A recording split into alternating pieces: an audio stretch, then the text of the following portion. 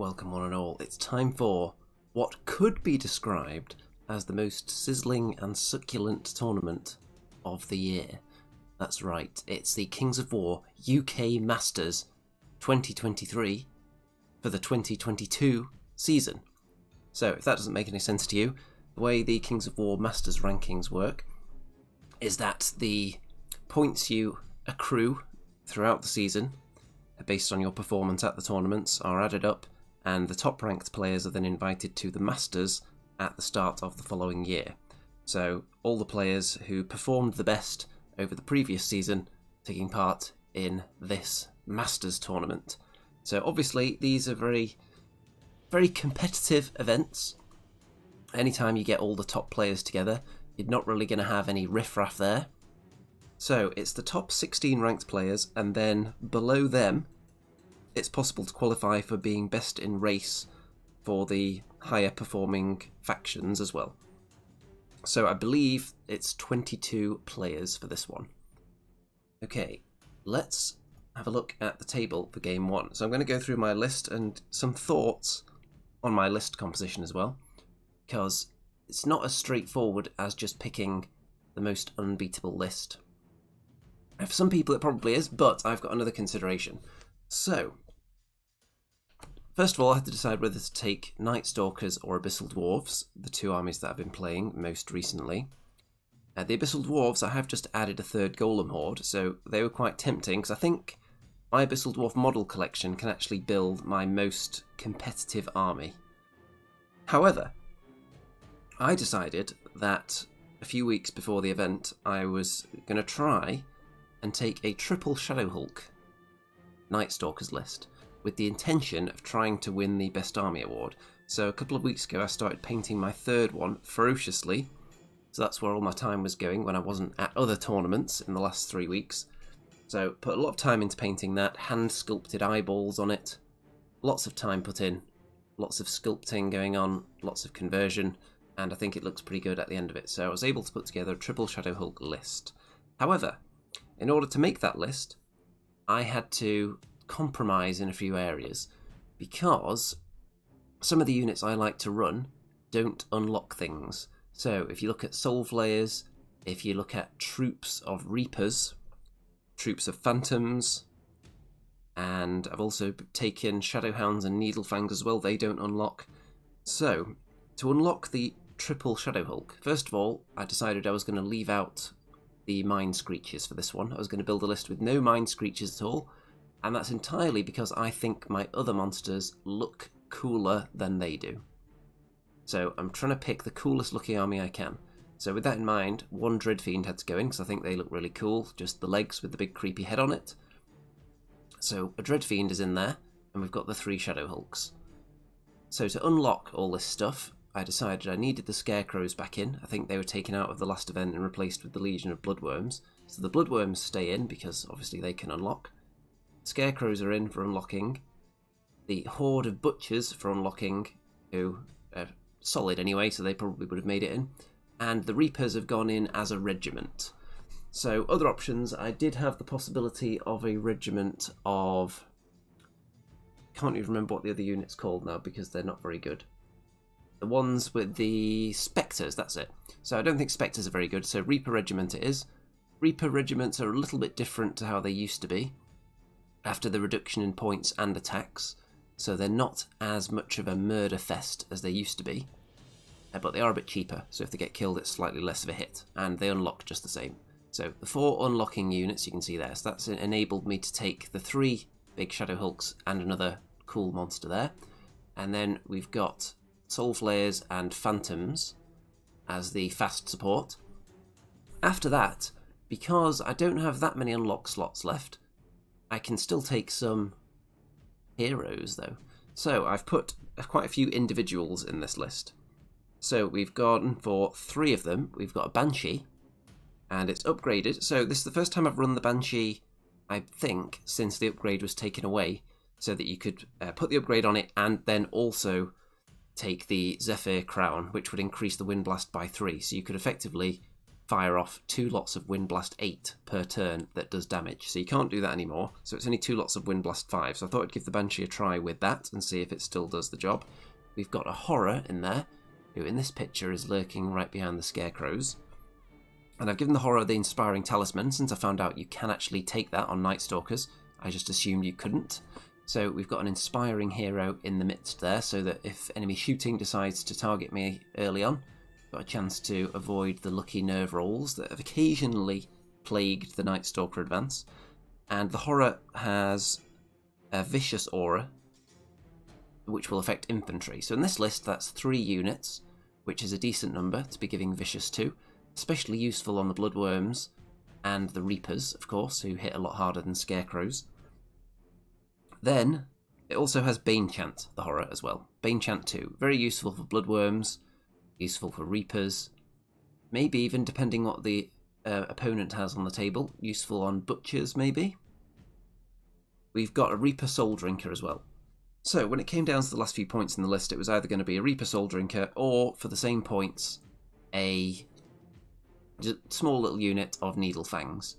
And I decided, well, you know what? The Needle Fangs might help me in scenarios, but I think this Soul Drinker conversion looks really cool. And he's a decent little fighty hero. Could maybe help with like flyer defense, perhaps. And he's got Duelist as well, so enemy individuals that come nearby that I don't have a lot of options for spinning round and dealing with, because I don't have any Mind Screechers, there's no Lightning Bolt. So my only option to damage anything that wants to land behind my lines is the Banshee with the Wind Blast that does damage, which isn't very effective at damaging.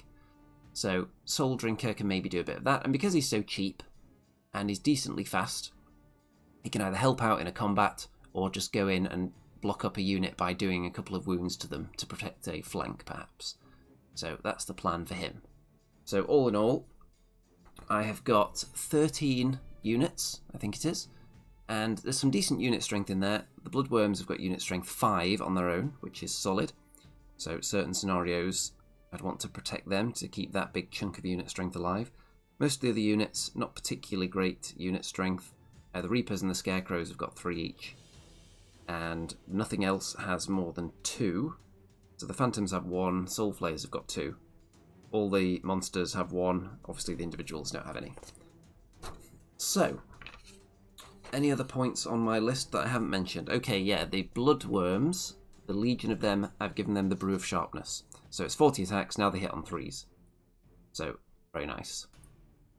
So potentially Bane Chanting them and being near them to give them Vicious. So they'll be hitting on 3s with Crushing Strength 1 and Vicious with 40 attacks. So that is a really dangerous unit that people would not like to come near, I would suggest. So if you're watching this live, feel free to comment along, by the way, and let me know what you think of these matchups as they're going along. Because I am going to be meeting some of the cream of the crop at this event, obviously. It's the top-ranked players in the country. So, round 1, I'm going to forget the names of some of the scenarios, by the way, because they're new or modified ones. So this is I think they hold the line in the first round, which is the one where you have, it's kind of like a cross between Control and Dominate. You've got a square in the middle here that's worth 4 points if you control that with unit strength, and then there's 2 squares either side of it, here and here. They're worth 3 at the end. So if you control the 2 outside ones, that's enough to win. However, before I go onto my opponent's list, the scoring at this event, the way it works, it's similar to the Bull Run, if you watch my report on that. So, instead of just being scored a set amount for a win, you score tournament points equal to the number of victory points you got in the scenario, up to a maximum of 7. And then you get between 0 and 3 tournament points based on how much of the opposing army you killed.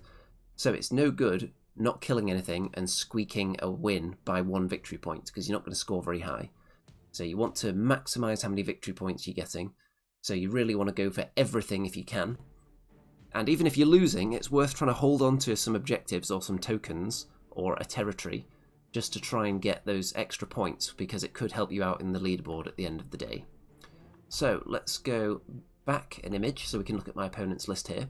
So, elves. It's an elf list. And not a lot of people were mentioning this particular player before the event, but I would have put him down as one of the podium favourites. Possibly underrated player here. So we've got Palace Guard Horde with the Chalice of Wrath. So they're a decently hard-hitting unit. 25 attacks on 3s with crushing strength, and obviously elite because they're elves, and there's just elite up to the eyeballs. There is a horde of kindred tall spears, and they have the Hammer of Measured Force. So they're not quite as hard-hitting, one could argue, as the Palace Guard, but they are a bit cheaper, and the Hammer of Measured Force means that they're always going to be wounding on 4s. Then there are 2 regiments of Gladestalker infantry, one of them with fire oil, which won't make any difference in this game because I don't have any regeneration, and they all have bows and scout. So they're just a decent shooty but also potentially fighty unit, because they do hit on 3s and they have elite just all round. There is a regiment of Sea Guard with the Scrying Gem, which means I will have to deploy some units first. And they've got bows, and they've got phalanx as well, so that's their trick. So cavalry won't want to charge into them. Then there are some Silver Breeze cavalry, who are kind of light, shooty cavalry, 18-inch range on their bows. And then you've got the Stormwind cavalry that are the heavier of the cavalry types. So with their Thunderous Charge 3, because they've got the Helm of the Drunken Ram upgrade, so that boosts it up to 3. So that's a really hard-hitting, potentially, unit there. Only 16 attacks, but they do hit on 3s, and they are elite, of course, so you're going to get a lot of hits with them. And also Nimble, which I think is an upgrade. I think maybe that's what the Quicksilver Lancer's upgrade is. So they are nimble. There is a Draken Riders Horde, so another scary unit here. They've got Boots of Striding, Thunderous Charge 1, Crushing 1. So you compare these obviously to something like Soul Flayers, and now that Soul Flayers have dropped to speed 8, they can't really be in the same conversation as a unit like this anymore.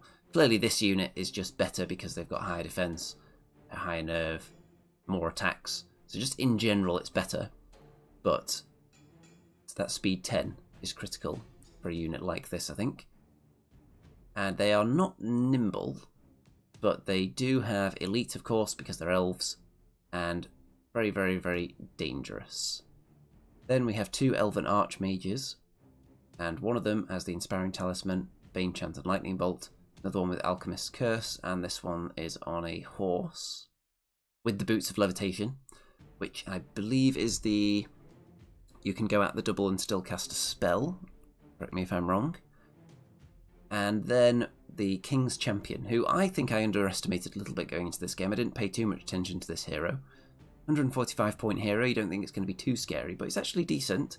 7 attacks, hitting on 3s, with Crushing Strength, and Elite and Duelist, and Phalanx. So lots of special rules on this one. Aura of Fury as well, which would affect kindred units. So who is a kindred unit? So that would be the Gladestalkers and the Kindred Tall Spears. So Fury applied to those units, and then finally we've got a bit of word cut off and Rodinar, hero. So that's just an inspiring little hero and a shrine. So I think this is like a weirdly based unit. Yeah, because it's a monster, isn't it? So it's not an individual. Doesn't have any attacks, but it does have Altar of the Elements. So if it's present in play on the table at the start of each of your ranged phases, select a single friendly core unit on the battlefield, and they are granted Inspiring. So very similar to one of the Night Stalkers units that I don't use. So you just give a unit Inspiring for the turn, and it's only 70 points. So sounds decent to me. Obviously you have to be careful who you're giving Inspiring to when you're against Night Stalkers, because it's going to be beneficial to me to have more enemy Inspiring sources around, because I want to steal them, because I've only got my regular Inspiring right there. So for my setup, I've gone mostly in the centre. This area is worth the most, and there's not a lot deployed over there. So my plan is to fight mostly in this area here. So the plan is to get both of those sections, these two. That's why I've only deployed fast units on this flank, because they're either going to be used to hold up or just abandon the flank. I'm not bothered about this area at all. So if they could hold up those powerful units, because there's a hard-hitting unit of cavalry there, there's a big infantry horde, there's the Drakons there. If I can give them second thoughts. Now, this would be really handy if the Soul Flayers still had speed 10, because you could really put some fear into the enemy, because a regular unit of cavalry like that wouldn't really like to be hit by Soul Flayers on the charge. But because they've got the speed superiority with the Drakons, and I think this cavalry, let's have a look how fast they are. So I think, yeah, the Stormwind and the Silver Breeze are both faster than the Soul Flayers. So they don't have to worry about that anymore now that they're speed 8, which makes me think that perhaps something faster going into the list that can hit hard is going to be the future for the Night Stalkers. So I know there was one triple Void Lurker list at this event, so maybe that is the future. So I've got the Dreadfiend over here who can rapidly depart this area or block up a unit. Soul Flayers just try to provide a bit of a threat and hold up. In the middle, we've got all the meat. We've got the Bloodworms behind the rest because I'd rather they get there at full health to maximise their effectiveness so they can fight for multiple rounds, hopefully. Keeping the Reapers hidden to keep them alive. Keeping the Scarecrows at the front there, just more of a chaff unit, really. Butchers on the front line. Not always. You won't always see me putting them at the front, but I think they're quite tough to shoot down with their high defence. So I'm kind of hoping that the enemy will put some arrows into the Shadow Hulks and the Butchers and fail to do a lot of wounds, because they're all defence 5. So I'm not presenting any of my defence 4 things that are fragile to shooting, so the Reapers and the Phantoms, not putting them on the front line because they will likely get killed by shooting. Everything else should be able to stand up to it. Put the Reaper Soul Drinker right at the front on his own. If he could maybe get a unit to shoot at him and waste a load of shots because he's stealthy and individual, then that would be nice. And the 2 Shadow Hulks here deploying in the forest, because obviously they've got Strider, so if they had an opportunity to charge out of it, they wouldn't mind. However, I am thinking now that maybe putting them in the forest isn't always good, because obviously you can only move 6 inches instead of 12. And my opponent's army, so we've got the hordes of infantry there. So which one is which? Let me go back to the list quickly. So it's the Tall Spears infantry horde and the Palace Guard. So I assume that is the Tall Spears because they have Tall Spears, which would make that the Palace Guard. Then we've got the 2 shooty infantry units back there. A wizard. I think they are shooty as well. And then there's the light cavalry there. There, behind that building, there won't be many pictures of it, is the kind of shrine that gives inspiring to a unit. On to turn 1, and my opponent is going first. I think I might have won the roll and given my opponent the first turn. Because, so with these territories that are going to be contested at the end of the game, I would like to be able to go last to jump into them and to maybe wind blast enemy units out of them, if possible. So I don't mind going second in this situation. So everything's moved up a bit, getting into range to shoot, and the Soul Drinker does actually entice a bit of shooting, takes a wound. And obviously if you can cast spells at him, then it's not going to be as negative on your rolls as if you're using normal shooting attacks.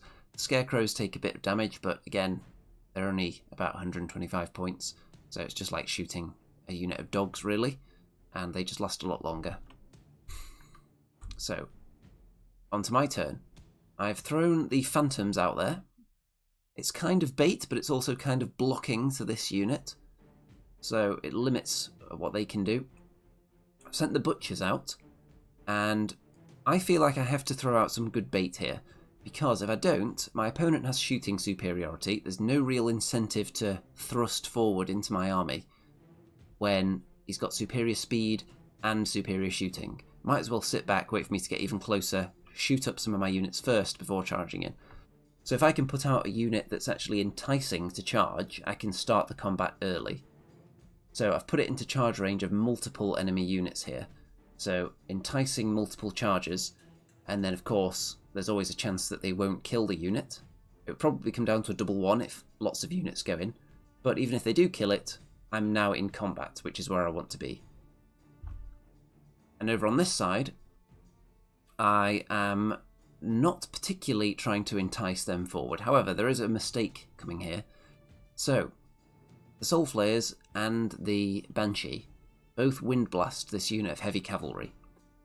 And because obviously you have to be within 18 to wind blast, and the unit is their potential charge distance is 18, I think.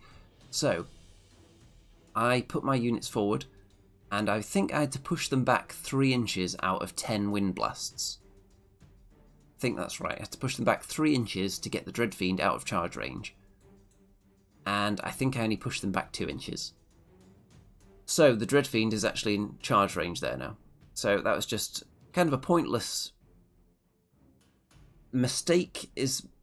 I'm not sure if that's exactly the right word. It was a risk. And obviously on average it shouldn't matter because you should push them back more than 2 inches. But sometimes it will come back and bite you.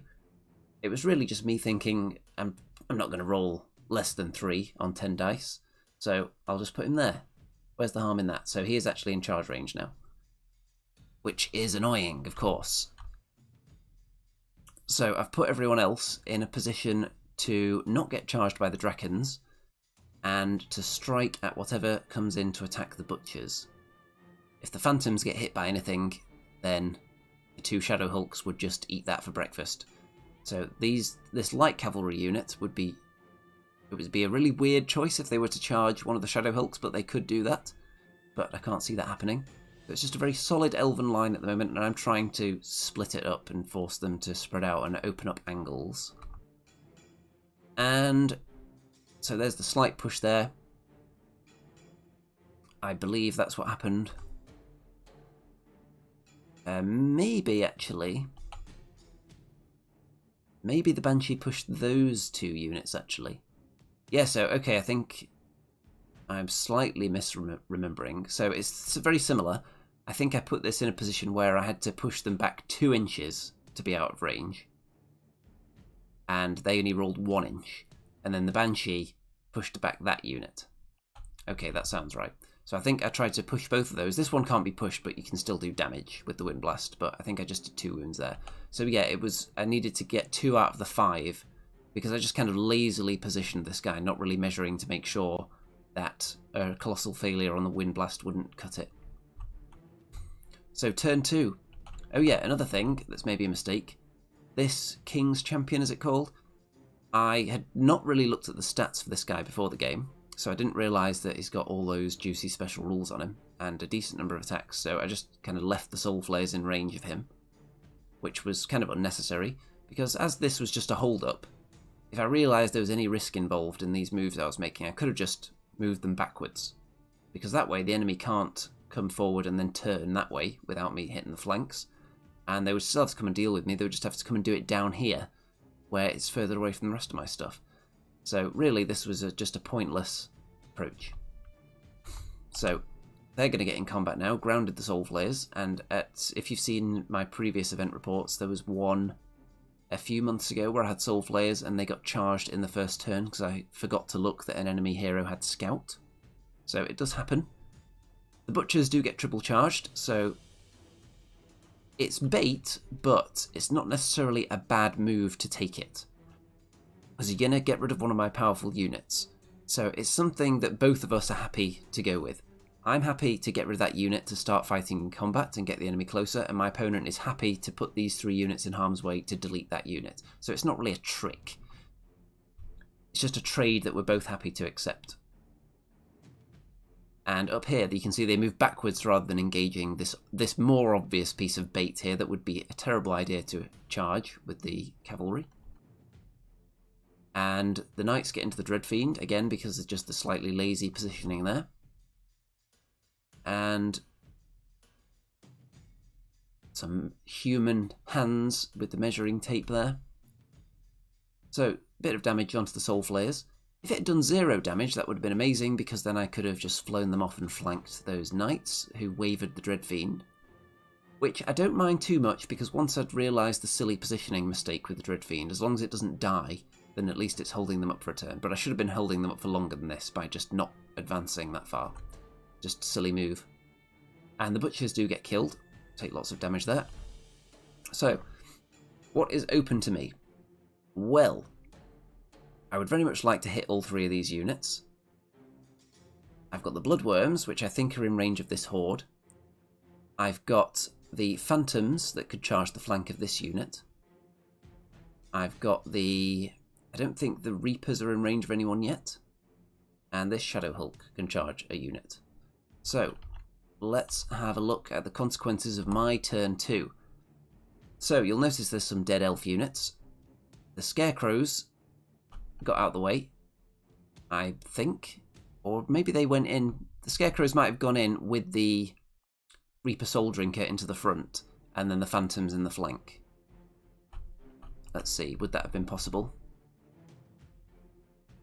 I don't think so, actually. So yeah, I think they must have just gone forward and got out of the way, and then the Soul Drinker went on his own, because they both wouldn't have been able to charge the front, because I don't think they would have been able to see to declare at the same facing. So, I think the Scarecrows had to get out of the way because the Bloodworms needed to go over there. So the Bloodworms steamed in, and I believe it was a double charge, Bloodworms and this Shadow Hulk. So, yep, into that horde. So that horde is dead. This unit is untouched. And I've decided to give that unit the flank into the Bloodworms, because that's not going to be the unit that kills them, because it doesn't have enough attacks, so they're going to have to hit it with something else. And I was happy to get rid of that horde. So, could I have done something different here? Because as it stands, the Drakons can get into the Bloodworms now.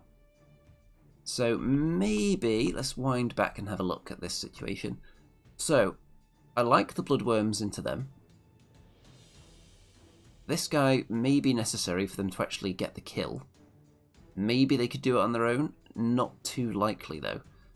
So if they go in on their own, they're probably giving up a flank to the Drakons, which is a death sentence. So, yeah, in the interest of getting in combat and deleting enemy units, it's not the worst move in the world, but maybe leaving this unit alone wasn't the best. I'm not sure what I could have hit them with exactly, though. So,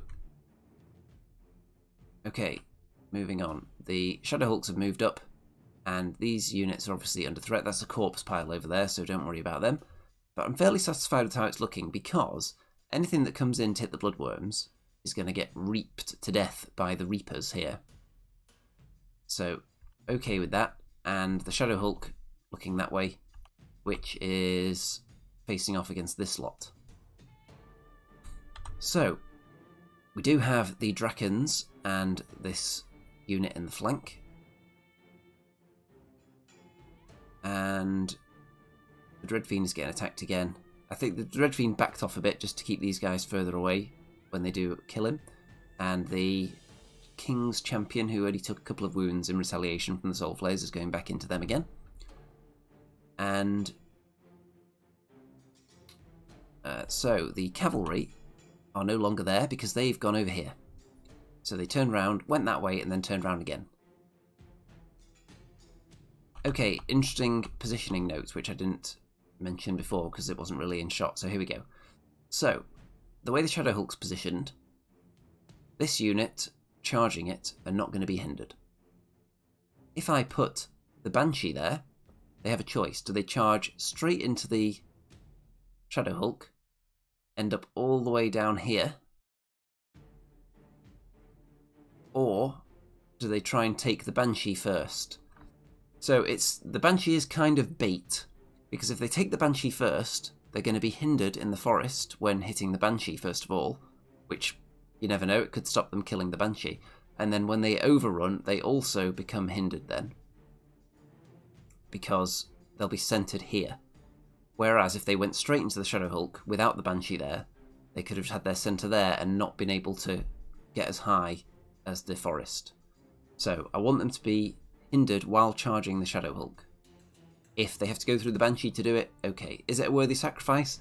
I don't know, the Banshee isn't exactly cheap, But that's what we're going for anyway.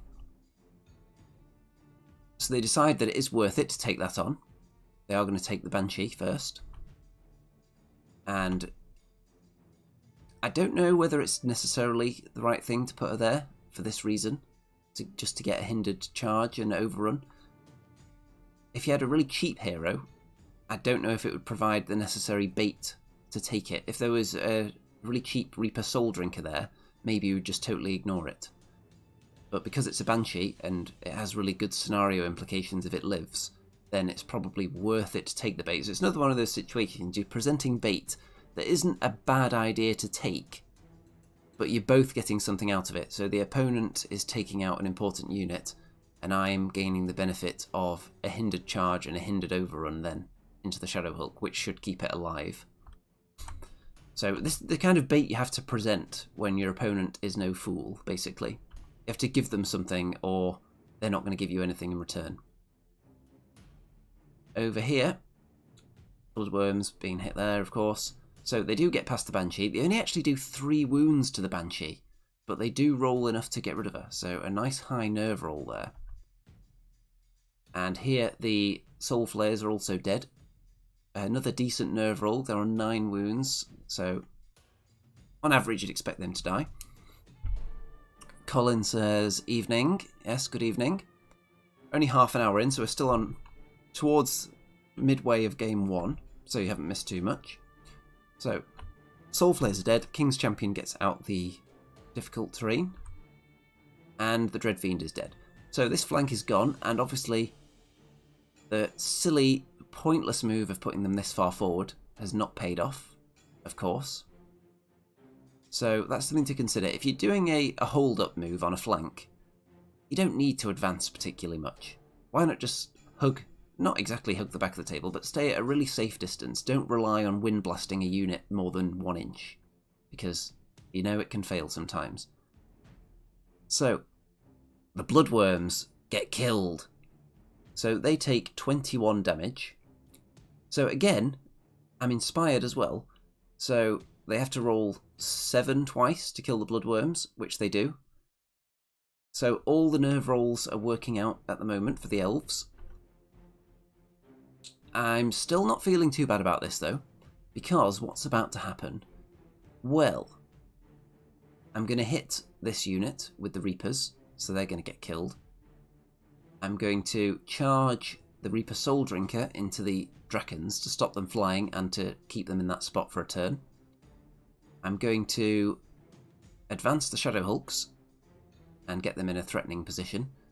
And the Phantoms are going to charge the flank of these light cavalry. So, here's a mistake, I think. So it's just a tactical mistake, not a rules error or anything. So I think, because this whole area here is worth 3 points, 2 points should I say, I think I might have said 3 earlier on. It's 2 points for these outside ones, and 3 for the centre. So if I accidentally said 4 earlier, that was a mistake.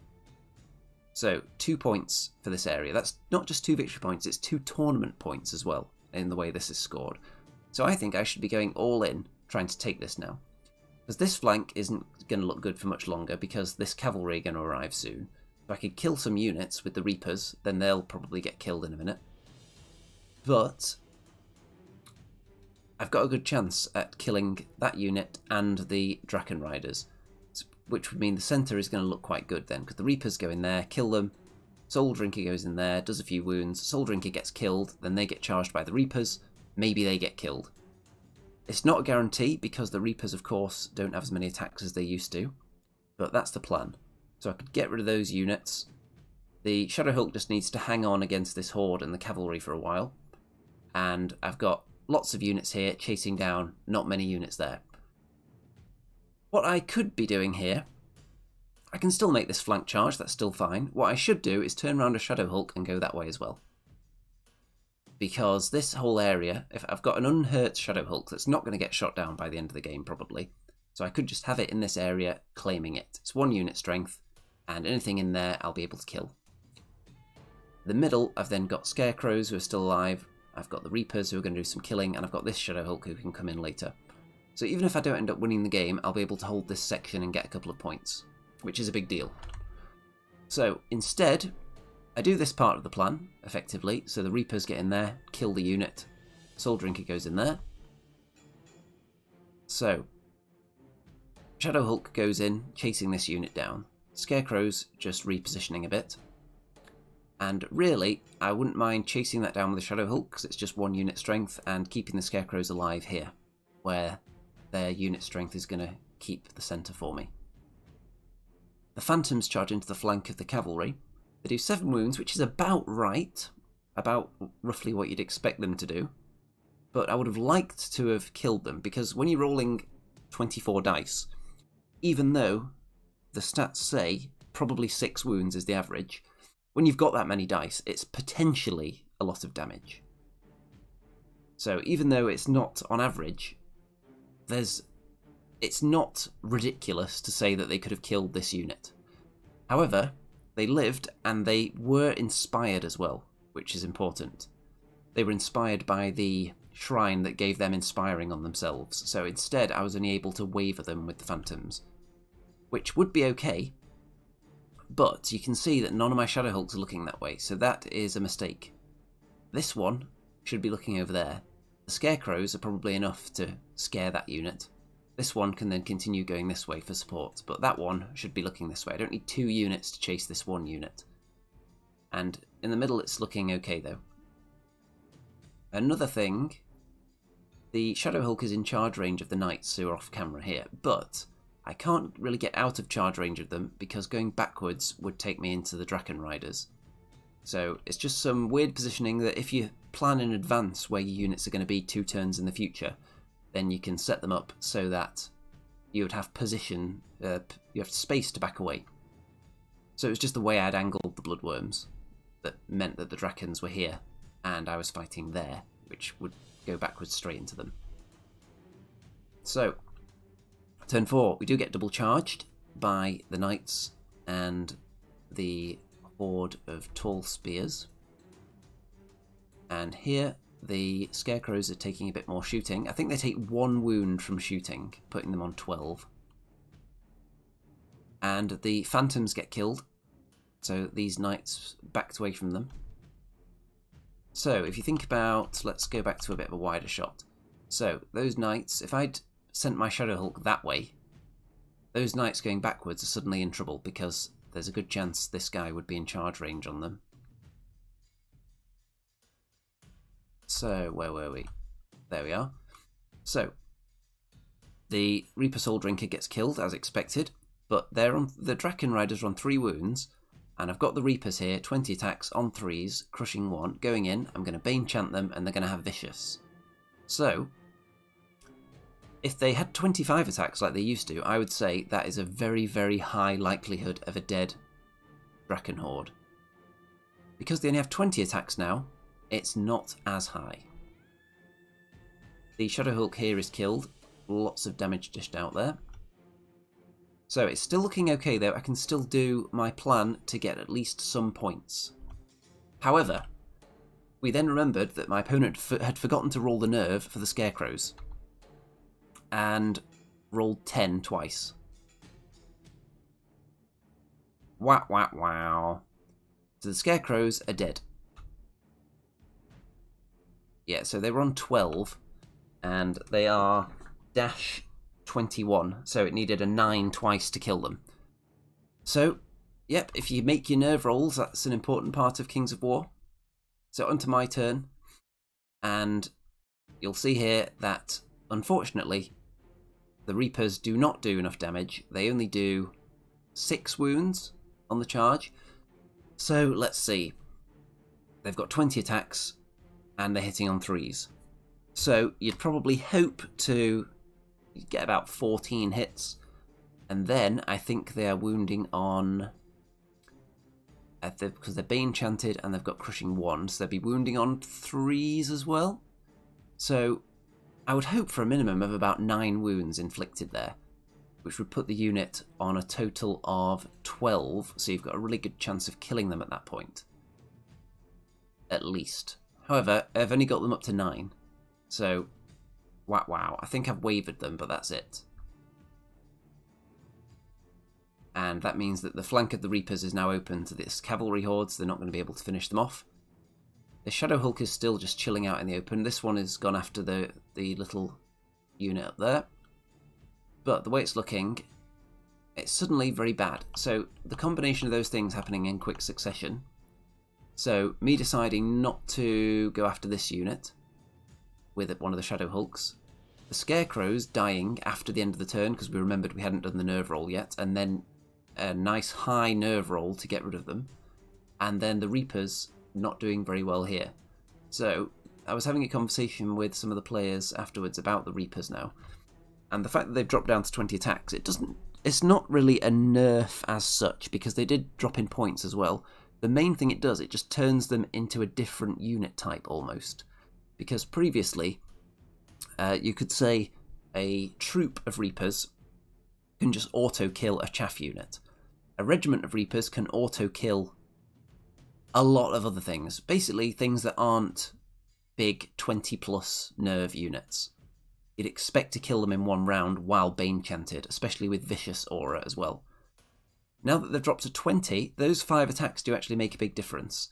And it means that units like this, you only need a slightly below average roll, and suddenly it's not quite so juicy anymore.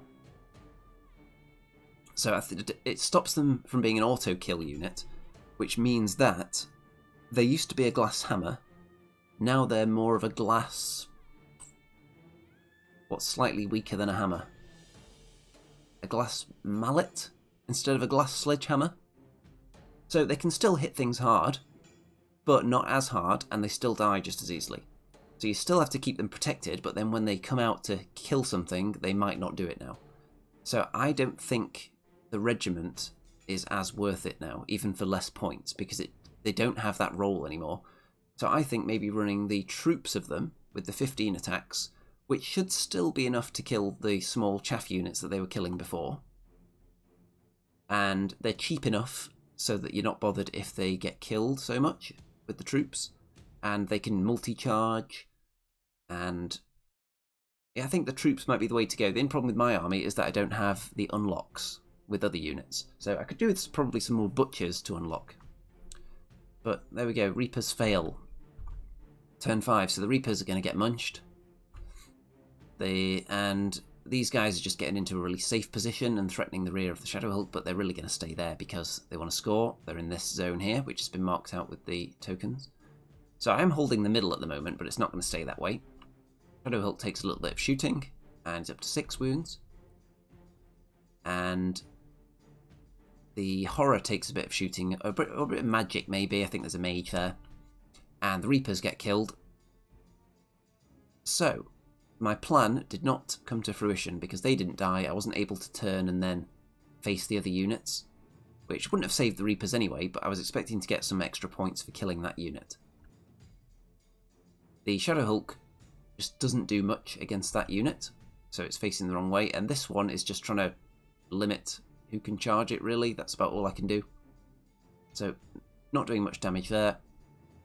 The Horror throws himself into the Drakons, hoping to do 1 wound to slow them down for a turn, stop them charging the Shadow Hulk, but sadly doesn't do any wounds, which means there is a double charge coming, which I can't really avoid. Turn 6, so the Horror gets charged by the Horde, and the double charge into the Hulk, which should be enough to kill it because there's so much crushing here, and it is. And the Shadow Hulk up there takes a little bit of damage, the Horror is dead, Shadow Hulk isn't dead, and then on my turn, the Hulk does finally kill that unit, which was inconsequential to the game, because of course they weren't even in an area to score. So really, I definitely could have used a Shadow Hulk to chase down this unit. And because they were like side on that way and they'd just been charged in the flank and been wavered by the Phantoms, they would have been struggling to get away from me. So I could have probably killed them. I had a decent chance of taking this table section. This unit, of course, could have tried to get there, but it's through difficult terrain, so it might have taken them a couple of turns to get there if they wanted to move in that direction anyway, because there would have been other stuff here to deal with. And yeah, I could have just ignored this lot. The Shadow Hulk over here wasn't doing much, just standing out in the open. That one could have gone after there, or that one could have gone this way.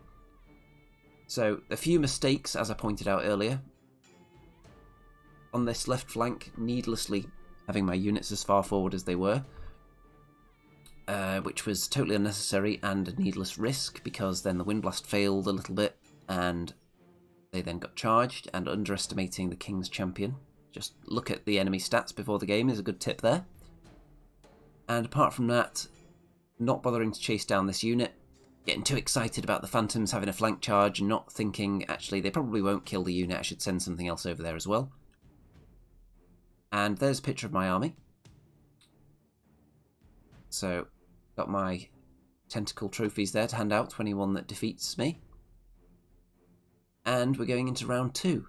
So we've got Ratkin in this round, so there is the setup and the scenario. I do not remember the name of this one at all because they all have weird names now, but the tokens are placed within range of the centre line, and you have to sit on them at the end of the game.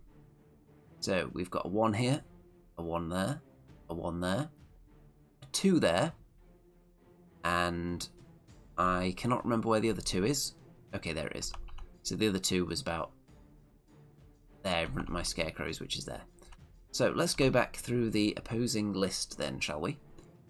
It's Ratkin, who I'm always a bit wary of facing because I had struggles with them in the past, especially the Nightmares. So any unit that can threaten you at range and then also eat your face in close combat is something not to be trifled with. So we've got 2 regiments of shock troops, which are your decent-ish infantry. We've got a horde of wretches who are just garbage infantry. 2 hordes of nightmares, so only 2, so it's not quite my full-on nightmare. One of them is elite. There are 2 regiments of Vermintide who are just your chaff swarms. 2 tunnel runner chariots regiments, so they hit quite hard. They've got a decent number of attacks. A weapons team, which is a bit like a war trombone. A tangle, which has a lot of spells, which gain extra dice depending on units being nearby. And then there are 3 brute enforcers. So this is the cool thing at the moment, to take 3 of something, obviously, because I've got 3 Shadow Hulks. In this case, it's 3 kind of ogre-ish heroes. So like an ogre, like a troll bruiser, like a slower dread fiend, that sort of unit. So there's also 2 broodmothers who are spellcasters with drain life is the most important one there, and scorched earth can potentially be annoying as well. So obviously there's 2-point objective there and here. So I would like to be in this area at the end of the game, which would be enough to win, and there's also a 1 that isn't too far away either. So this triangle, I would say, is the area to fight over. These 2 aren't as crucial at all, but if you've got the chance to sit on them, why not? I don't really have units that I can afford to just put on an objective and then hide for the rest of the game on the objective and avoid combat. The cheapest thing I've got would be individuals, so they're no good for it. So maybe the Phantoms or the Dread Fiend would be the best option, but he's not that cheap. So, of course, the enemy don't have any individuals, just got lots of these units that can sit on objectives. Things like Vermintide would be great for that role because they're cheap. Things like these, what are they even called now? I've forgotten already. Brute Enforcers. So the 3 of those, so they're perfect to sit on an objective, even if it means they take no part in the game. Still a good role for them. And I lack units in that capacity, I would say. So what I've done is I've got all my Shadow Hulks in the middle here, again, within terrain. Not always necessary, but it doesn't hinder them at all, and my other units would get hindered charging out of it, so that's why you put them here. So I've got all the meat of the army kind of in the centre, but I didn't want to just deploy completely on this side because then my opponent would as well. So I wanted some stuff to be deployed over there. So you'll notice it's always the Dread Fiend that I put on the side I don't really care about, because he can either try and hold something up, hopefully better than he did in the last game, which was my fault, or he can run away. And then the Butchers and the Bloodworms being here, kind of in the centre, but really they want to contest this zone here. Depending how the game goes, though, they might end up trying to hold this one, but really I want this area here. And because my opponent has more units to put down, was then able to stack up more on this flank. So it suddenly looks a bit scary, but I have got all my Shadow Hulks over there. And there we go. Because obviously when your opponent is deploying units after you, you may have to change your game plan depending on where they put things. And suddenly that side looks quite strong, but I've got chaff over there. I've got the scarecrows, I've got the phantoms that can block things up. I've got some hard-hitting units, I've got the reapers and all 3 shadow hulks in striking distance there. So we'll see. I've also got the soul flares over there, so I've got the speed as well. I do have the speed edge in this game, because I do have some flyers and my opponent does not. Chariots are quite fast though. So we've got the chariots there, tunnelless chariots. We've got the Vermintide, got the shock troops, got the Tangle and one of the brute enforcers. The nightmares are on the left as I look at them. There's the little war machine, the Vermintide and the brute enforcer. And, or actually I'm not sure which are the brute enforcers and which are the brood mothers. That might be a brood mother actually. That might be an enforcer. And then out all the way over here, these 2. So I can't afford to do something like this. I can't afford to put a unit all the way on this side that may not affect the game, and all it wants to do is go and sit on the 1-point objective there, because I just don't have the units to do it. So turn 1, my opponent goes first, and I think my opponent chose to go first, possibly.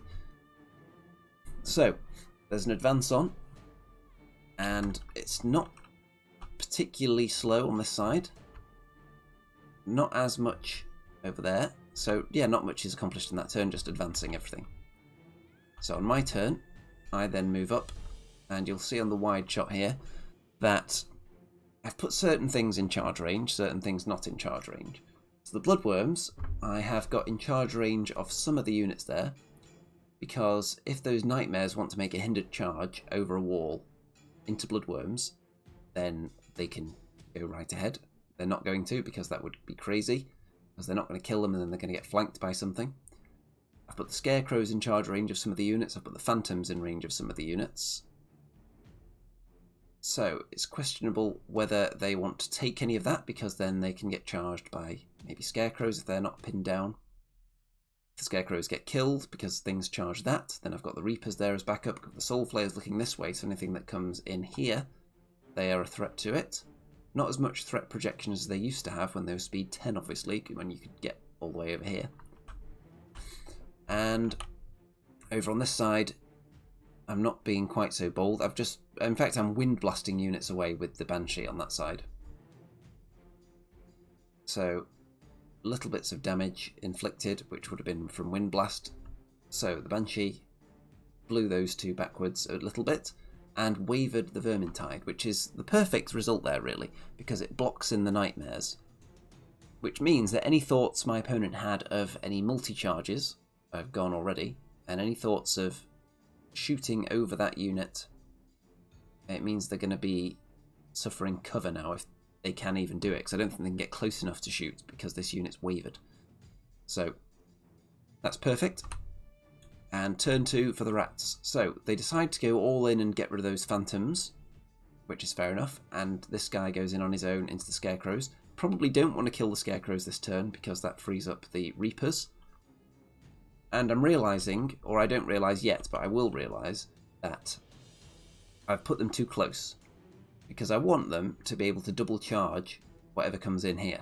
However, because it's something small, the distance that the scarecrows would slide down isn't enough for the reapers to pivot and reach combat with this guy. So they should be deployed further back. They don't need to be this close. They've got a 12-inch charge. Why are they that close? There's no point. I don't need them to protect the phantoms, because they won't be able to reach them anyway. So needlessly close there.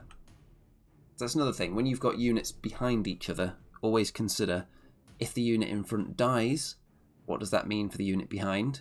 What are their options going to be? If that unit survives, what are their options going to be? And if the answer to the unit surviving is that the unit behind can't do anything, are you cool with that? And if you're not, then look into repositioning them slightly so you've got more options. And over here I'm staying out of charge range, but my opponent is also staying mostly out of charge range here as well. The Dread Fiend could go into there though. The Dread Fiend can see over the hill and has the range to charge them. So if I want to commit here to prevent myself being flanked by these wretches, then the Dread Fiend will have to go in there. Phantoms get killed, but we knew that was coming, that's cool. So what do I decide to do now? Well, I've got the Dreadfiend to charge in there because I want to throw in the Bloodworms. I want to kill something here. So I want the Bloodworms to go in ideally. I want the Shadow Hulks to be fighting something this turn. As many as possible. This one probably can't. This one will just go forward and look this way to threaten all that stuff. I'm going to Wind Blast those 2 units again. Hopefully waver the Vermintide again and block in the Nightmares for another turn. And here, Soul Flayers, I had a bit of a dilemma. What do I want to charge with them? Can't charge any of the Chariots, which would be the perfect target because you take away their Thunderous Charge and block them in. I could charge that unit. It's just crummy infantry though, and then I'd get killed.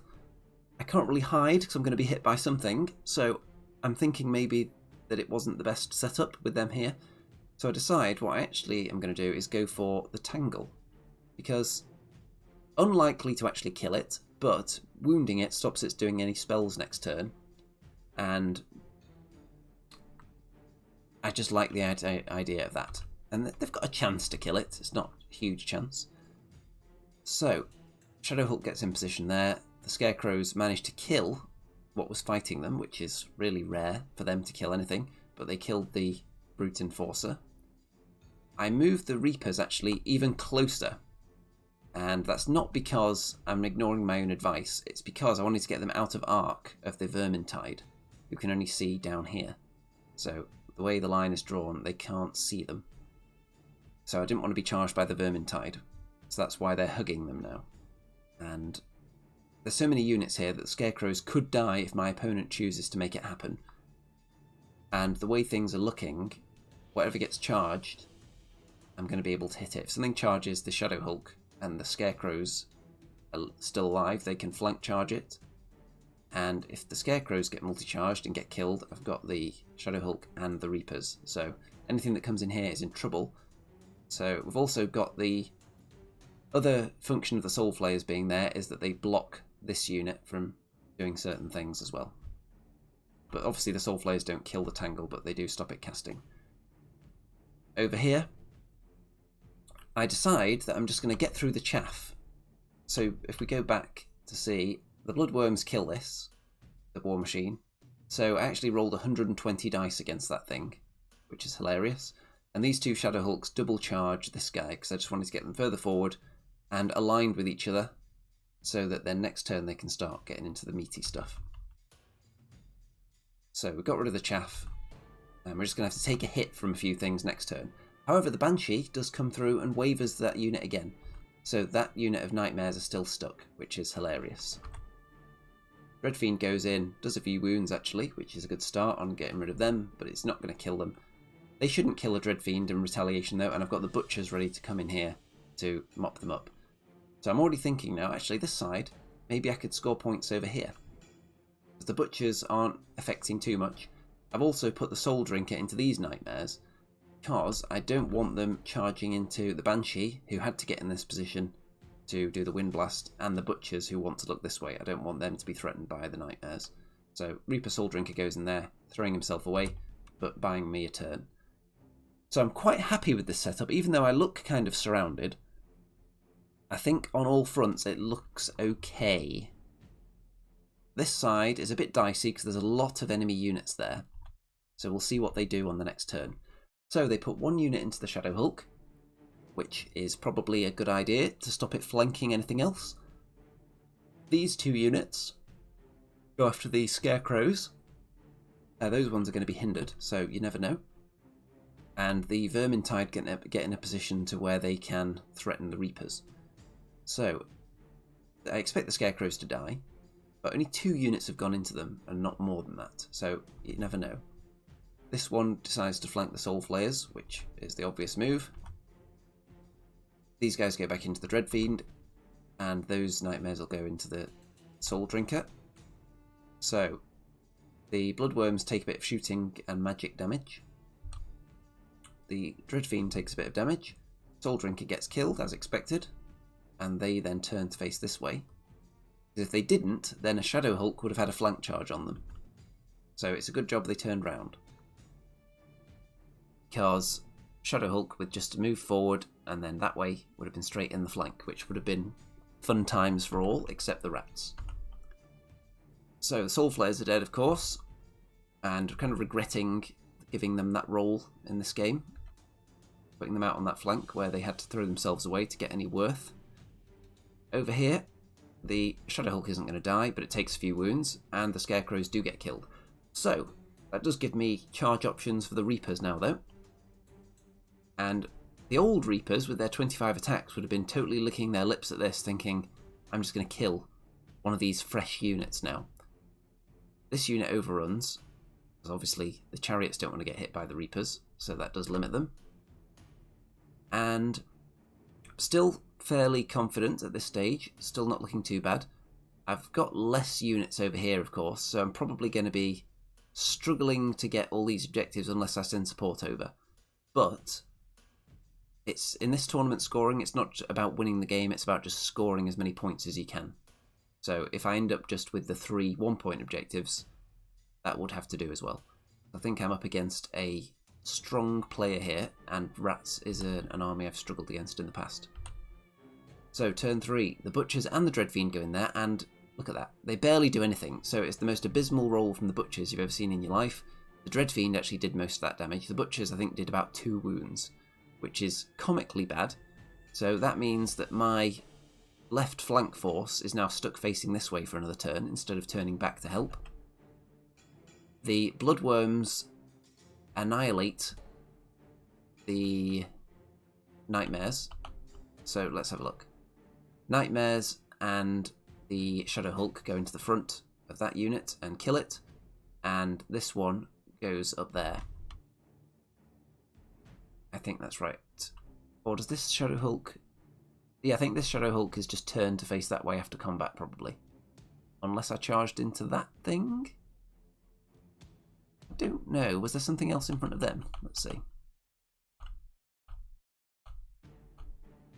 I'm trying to find a good picture. No, there's... Oh yeah, there's the Vermintide. So that went into the Vermintide. This one went into that. Okay, that's right. And then... I think... No, this one may have double charged here and then turned to face that after combat. Okay, that's right.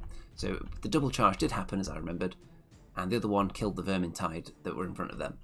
So this Shadow Hulk doesn't do much damage there, but does waver... That unit gets wavered, actually, by the Reapers, which is just pathetic. And those ones don't even get wavered. So Reapers just complete fail this tournament so far, not doing a good job at all, not justifying their existence. So it's a good job I based them as 2 troops, because I think that's the future for them. And Shadow Hulks, they're the most fun unit because they just look so cool, and random attacks is always fun and hilarious, but not reliable damage. More reliable if you're hitting big stuff, but even then it's still... they've got a maximum, if you roll the total maximum, 15 attacks on a big unit of golems or something. And hitting on 3s...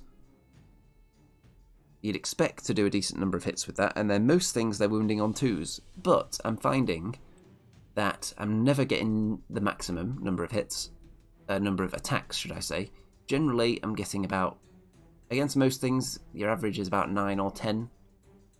And that's not enough when you're hitting on 3s. You're going to get a few misses in there, a couple of 1s on the wound rolls, and suddenly you're only doing 4 damage to a regiment of rats.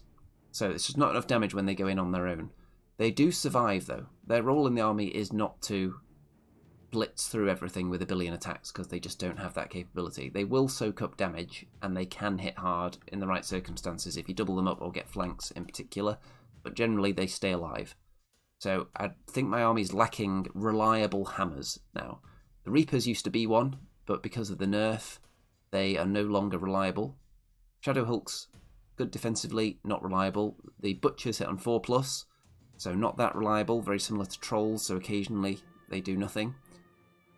And Soul Flayers, they don't have the range to get all the flanks they used to. So yeah, what is a good Night Stalker hammer unit? Let me know what you think. The Bloodworms can certainly do a good job there, but they're not very fast, they're easier to avoid. They're so big and unwieldy, the unit.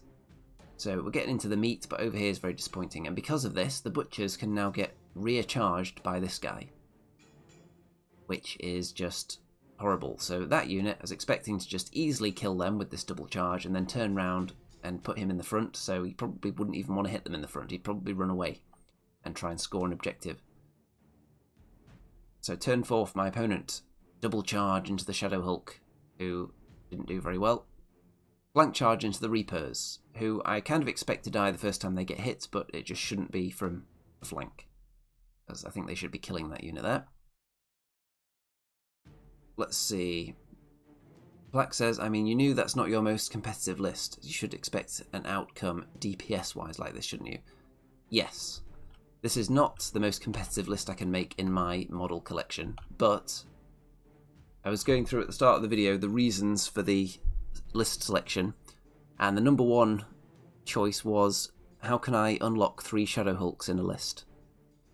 Because I think they're the coolest looking models I've done. I've put a lot of time and effort into them, and I'm gunning hard for that Best Army award.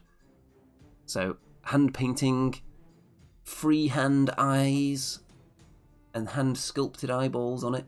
So really going for that. And then I just made a list that allowed me to take the 3 Shadow Hulks, along with other models that I felt complemented them and looked cool. But overall, the army does lack a bit of damage output, which is a correct observation. So even the ones that do, on average, good damage, they don't have a large amount of attacks, so they are prone. If they roll slightly below average, there's not any margin for error on them. So like the Reapers with the reduced attacks, less margin for error now. A few misses suddenly, and they don't kill their target anymore. So, what happens here is... okay, interesting. So, this guy does not charge the Butchers. I believe this is because both of these units are the same height as the hill. So if they're not on the hill, then it can't see them. However, it does look like they are propped up on the corner. So it does look like they are a tiny bit on the hill. So I'm not sure whether that was just because they wouldn't fit in the exact spot they're supposed to be in because of pokey weapons or what. But if they are on the hill, like it appears in that picture, then that should have been a charge. But he decides to go up here instead, which would suggest that either my opponent didn't spot that they were on the hill, or they're not supposed to be on the hill. So, it actually goes for the Banshee. Maybe that was the choice. Okay, so it actually chooses to charge the Banshee, so maybe it decided that was a higher priority kill because of its wind blast potential in this scenario. So it's going for the Banshee, and the Dread Fiend gets killed by the Horde. There you go. Banshee takes a wound, so it's not wind blasting next turn. And over here, the Shadow Hulk gets killed. And these units are repositioning themselves. The Reapers get killed, so suddenly it's looking very bad. But I've still got some meat on this side, so I can still go for these objectives. It's looking terrible over there, though. Been totally mopped up, and obviously I should have killed at least one more of these units, but they're alive. Turn 4 for me. Okay, so the Butchers. They had the worst round of attacks ever last turn. This turn they did really well, did enough damage, and then wow, double 1. So that takes one of my harder hitting units out the game for another turn. So this unit is clinging on 2 turns longer than I would have expected, which is quite sad. And I put my Shadow Hulks, both of them, into this unit of Nightmares. And all I can do is waver them, I think. They do 11 damage between them, and then don't roll very high on the nerve. So, wah again. So, Shadow Hulks have a really poor round of attacks. So, failing to kill that unit means that my Shadow Hulk is now offering its flank to the enemy. So, if those 2 units had died, it would be pretty much be my flank over here against the enemy flank over there, looking at each other, ready for a final showdown. The way it is now, because I just can't kill units, they're still alive, so I'm offering my flank. The Butchers don't kill that unit, which means the Butchers aren't facing this way. And the Bloodworms are going to get recharged by this guy, which isn't the worst thing that's going to happen to them, because let's go back and see what they actually accomplished this turn. So they were kind of stuck out in no man's land. So if we wind back to the last time we can see the bloodworms here, there's not much for them to do. Because then when this guy gets here, they could turn around and look at him and get hit by chariots, or they could turn around and look that way and get hit by him. And in the end I decided that being recharged by him is less dangerous than being recharged by the chariots. So, very bad turn. Don't manage to kill those units. Into turn 5, bloodworms get attacked by everything under the sun, and you'd expect them to get killed even without this rear charge, so they're probably relying on the double one regardless here. And wouldn't you know it, the universe pays back a bit for that double one over there. I don't think this is actually a game-defining one, sadly. So it's going to help, obviously. They could kill a unit, but they are devastated. So they're not going to have all their attacks, and it may be too late. Double one over on this side, like with the Reapers maybe, could have helped because it would have held up this flank for longer. But now I think it's probably too late, but it still helps. Over here, the Butchers do not get killed on the counter-attack. That would have been the ultimate insult. And onto my turn. So I put the Bloodworms into this unit because I think that was the most expensive one there. So I thought I'll have a go, but they don't do much. The Butchers finally kill the Wretches and turn around to face the game. So they're facing this way, but my goal is, if there's nothing exciting going on, they can just drop back and take this point. Which will give me a tournament point as well. Remember, the scoring for this tournament, you get a victory point for every scenario point, in addition to getting some for kill points. The Nightmares are finally killed by... I only put one of the Shadow Hulks in there. The other one... Let's have a look. So one of them went after them, charged in, just finished them off on his own. The other one just turned round to face this way. I didn't need both of them that far away. Okay, so what's going to happen next? My Shadow Hulks aren't in as much danger now because the enemy prioritised the Bloodworms and didn't kill them, which is funny. Turn 6 for the enemy, so they should kill the Bloodworms this time. And these two heroes just positioning themselves out of my charge arc with that one, and this one is in front of an objective. So, there's an interesting position that's coming up in a minute when we see the other picture. The Bloodworms get killed, as expected. There they are, the poor fellas. So, this guy. I've still got a Banshee. I think it's flown off over here somewhere for safety. But because my opponent didn't choose to finish off the Banshee, it's still alive. This guy is in prime position to be wind blasted off this objective in turn 6. Now, the reason that this guy is not right back on the objective is because he could then be charged by the Butchers, who would then just automatically take the objective whether they kill him or not. So he's positioned himself so that if they want the objective, they have to kill him, which is no guarantee, and then overrun a few inches to actually reach it. However, the Butchers can go backwards onto this one, and I can easily wind blast this guy off an objective. So, my goal here, I want to wind blast him, I want to wind blast them away from this objective. I'm going to charge a Shadow Hulk into the flank of these guys, and I'm going to charge another Shadow Hulk into the Vermin. If I kill both units, Shadow Hulk overruns forward into range of this objective. If I kill that unit, Shadow Hulk shuffles sideways, and I've got 2 units on that objective then. So that would be equaling it if I don't push these ones far enough away. So, my Phantom here wants to go about there. No, probably there. I want to get in their front arc and push them away, ideally, and push this guy that way. So that is the plan. Let's see how it goes. So, I push this guy off the objective, I move back, and that is the front doorbell. So I'm just going to mute my microphone and run and answer the door.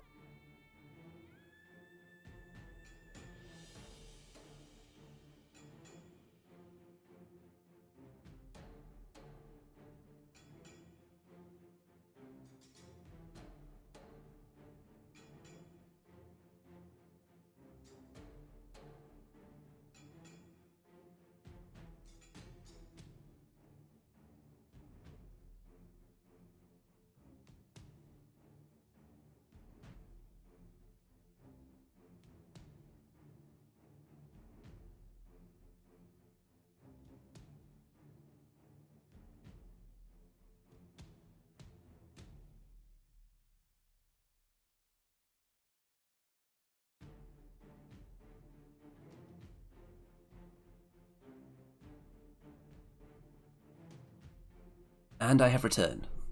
So, let's see, where were we? So he's been wind blasted off the objective. Butchers have gone onto this one. I managed to wind blast them off this objective as well. I've got a unit strength of 2 on there. Is the unit strength of the Vermintide 2? Because I failed to do much to it at all. That looks like a 3 there. So Shadow Hulk, again, not doing the job in combat, not killing a really feeble unit, which, to be fair, they're not built to do. They're built to do damage to big stuff with their crushing strength 3 and the Slayer for extra attacks. But the random attacks, d6 plus 6, it's very random, isn't it? So you might end up with not enough to get through a unit like this. So that's what happened. So it didn't kill them. But if the game ended here, then I don't know if I'd have this one, because I think they might be worth 2, but if not, I would have this one. I would have the one with the butchers over there, and I would have shoved the enemy off this one. So I think this is a cool set of moves. We do get a turn 7 though, so it could be a nothing. The Banshee's getting charged now, so she's going to get killed. These guys are able to get back onto the objective, and there's lots of unit strength around this one now, so it's going to be very difficult to take it. And these two are getting on this objective. Look, they really don't want to give it up now. So they're really getting in there, and the Banshee's going to take wounds anyway, so I'm not going to be able to push them away. And on my turn 7, the Butcher's just chilling out on there. I try to kill as many of these units as I can. However, I do kill the Vermintide. This one can't kill the regiment there. So, unfortunately, that is that. So, I think the game, my opponent's clock may have timed out before the Banshee's nerve roll was made, which is why the Banshee is still alive. So, I think that's what happened. So, it was a good game. A couple of mistakes, probably, positioning. A couple of units that weren't used to their potential, and then a bit of bad luck as well. When you combine all those things, you end up not in the best situation. So my opponent has got a 2-point objective there, a 2-point objective there, a 1-point there, and I think this one as well. And I've just got that one, which is very sad. So what could I have done differently? The Soul Flayers, I don't think I made the most of them. It's another case of, similar to the last game actually, where you've got a flank that wants to hold up the enemy until support arrives. You don't need to be throwing it in. Why not just keep it back? If they want to come and get you, okay, they're chasing you halfway across the table, it's going to take them a while. If they don't come and get you and just turn and ignore you, then you move in, because now you're looking at their flank. So, a nice lesson there, I think. Overall, I think I had some nice moves in this game. There was some strategic blocking of units, which I think was fine. A couple of enemy units should have died sooner. And overall, I think it should have just ended up with a closer result. Because I think part way through the game, I decided I was only going to try and hold these 3 objectives, I think. Or not that many, anyway. Has a 1-point objective disappeared now? I can't even remember where that other one is. Anyway, so on to the next round. And Forces of Nature. So, this is the spare player list, which, as you know, doesn't necessarily mean that it's going to be a pushover. But we've got 2 regiments of Hunters of the Wild, and they've got Scout. And I just look at them as not Forest Shamblers, because I think Forest Shamblers are the things people tend to take for Forces of Nature, aren't they? 2 Hordes of Fire Elementals, 1 Elite, and 1, I can't remember what that does now, Air Elemental Horde with Hammer of Measured Force, which is an interesting choice, because they don't have any crushing, so why not? And because they're a shambling, really fast unit, you can actually get some flanks with them. So, it's an interesting one. A Beast of Nature with wings, Greater Fire Elemental with Fireball, Greater Earth Elemental, lots of shambling units then. And who's going to be surging them around? Well, we've got a Glade Walker Druid with Surge 8. also has heal. And 2 tree herders with Surge 8. One of them's the Wilt Father, so that one has the Cloak of Death, which is there. And this one, the regular one, has Radiance of Life. So, and the scenario is Dominate, I'm pretty sure, for this one. So my setup, I've got all the meat and unit strength within range to strike at the middle, and because it's Dominate, I want to preserve my unit strength, so I've actually put my low unit strength Shadow Hulks on the front line, because they can actually absorb a hit. And I don't think any of these enemy units on their own are going to be enough to take down Shadow Hulk in a round. And Bloodworms, Scarecrows are more valuable in this scenario because they're so cheap source of unit strength. If I could just keep them alive, that'd give me a good chance later on. And protecting my flank, I've got the Dreadfiend and the Phantoms, because there is some enemy flying, some enemy speed over there with the Beast of Nature and the Air Elementals, so I would like to keep them at bay if possible. One thing I've noted though, 2 of the Surge sources have been positioned over here, which is quite a distance away from the shambling side of the army, but there is still the Surger there. These 2 are scout units, they're going to be moving up before the game. So, I don't think I took a picture of them pre-scout move. I also think that this is an illegal move, which I didn't notice at the time. I'm sure my opponent just didn't notice, because I think they're shambling, and I think they just moved 20 inches forwards. That's what it looks like. Okay, so yeah, the spare player at this event hasn't played a vast amount of Kings of War, so there's definitely no intentional cheating going on here. And over on this side, bit of an advance. So these 2 did scout up, and everything else has just come up to level with them. What is my plan then going into this turn? Well, I wouldn't mind enticing some charges, but I don't want to be multi-charged by elementals at all. These things, maybe, not too concerned about them. I don't want to be hit by the trees either. So I'm going to move up a bit, just not going to entice any multi-charges in. And that's the plan for now. So I've moved the Phantoms this way to just look at these units and threaten them, so they can't just stay there. And the Dreadfiend is looking up here. So it's a little kind of a flank maneuver, flank within a flank. If anything pushes into the centre, I'll then maybe be able to come in. Banshee is moving up because she was able to wind blast the 2 trees back through the difficult terrain. And Shadow Hulks are all up. I think I've presented some charge options, but nothing multi and nothing too juicy. Soul Flayers have got the opportunity to have this flank uncontested because the enemy flyers are on the other side, so they're actually able to do the job they used to, kind of, and guard the flank a bit and threaten. Turn 2 for my opponent. So the Air Elementals fly over the top of the Phantoms and just sit there. And the Beast of Nature then flies and lands here. So, interesting. And then, actually, we figure out that he didn't have enough pivots to do that, so he's just looking that way. So, what am I going to do to deal with this?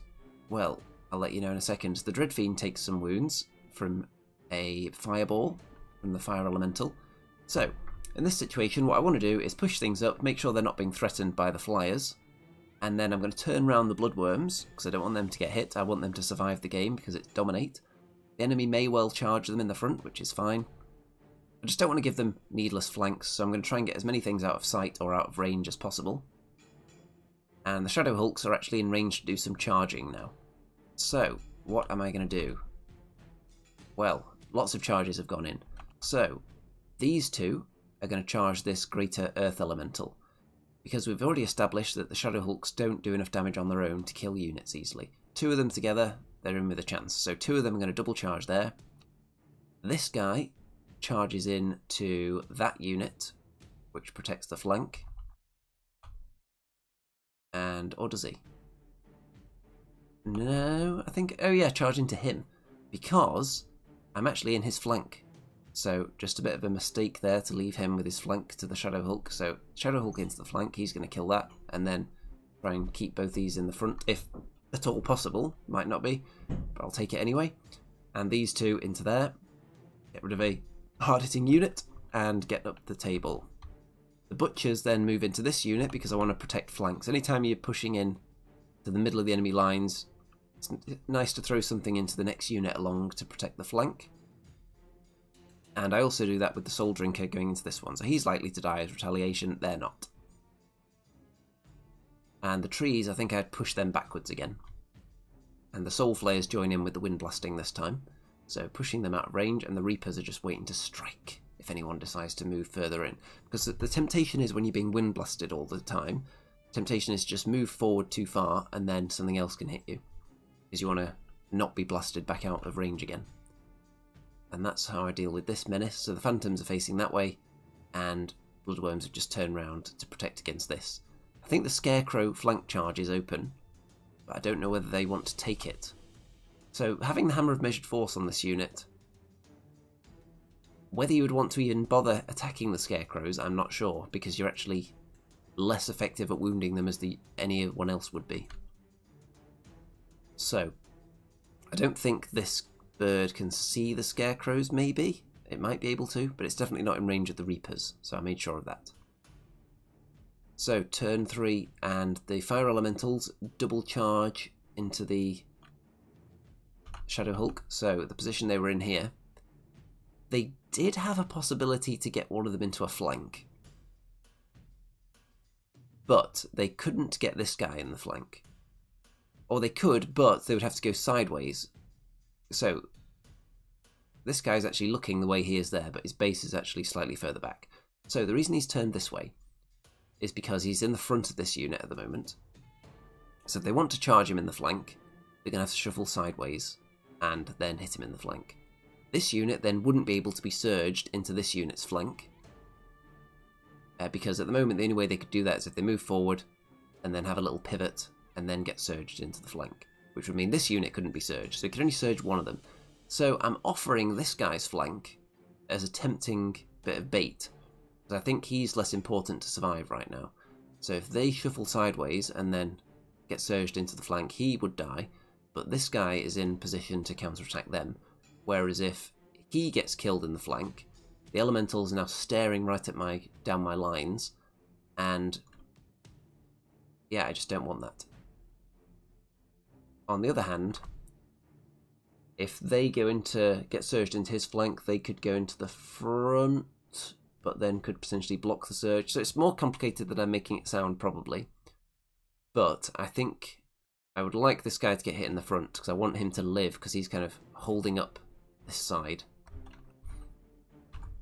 So in the end, they both go for the frontal charge, which I assume he's got Bane Chant or something. That would be a reason that you might want to do that, rather than surging one of them in. And the trees do get fed up waiting around, they just steam in forwards. The Beast of Nature lands in the middle of my lines, which is going to cause a little bit of annoyance. And the Air Elementals go into the Bloodworms, which I wouldn't recommend, because they're not going to kill the unit. And now the Bloodworms have a chance to eat them.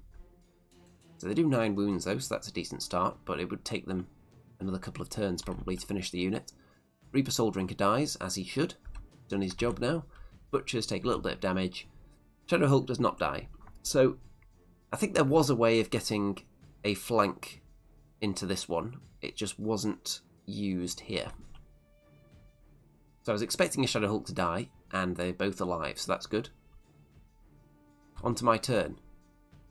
So the Dread Fiend, who is no longer wavered now, double charges with this Shadow Hulk into this unit. This one goes in here, and this one goes into the flank of this unit as well. So that unit's dead. This one takes a lot of damage and gets double wand, but they were only on 11, so it's not really a true double one. The Butchers kill that unit and then face this way. The Soul Flayers and the Reapers both charge into the tree, not the Wiltfather, but the other one, which means that it's dead. Just gets munched, and the Banshee pushes the Wiltfather further away so that it's not looking at any of my units now, so it can't charge me. So I'm obviously not safe from the Beast of Nature. That can just pick where to charge now.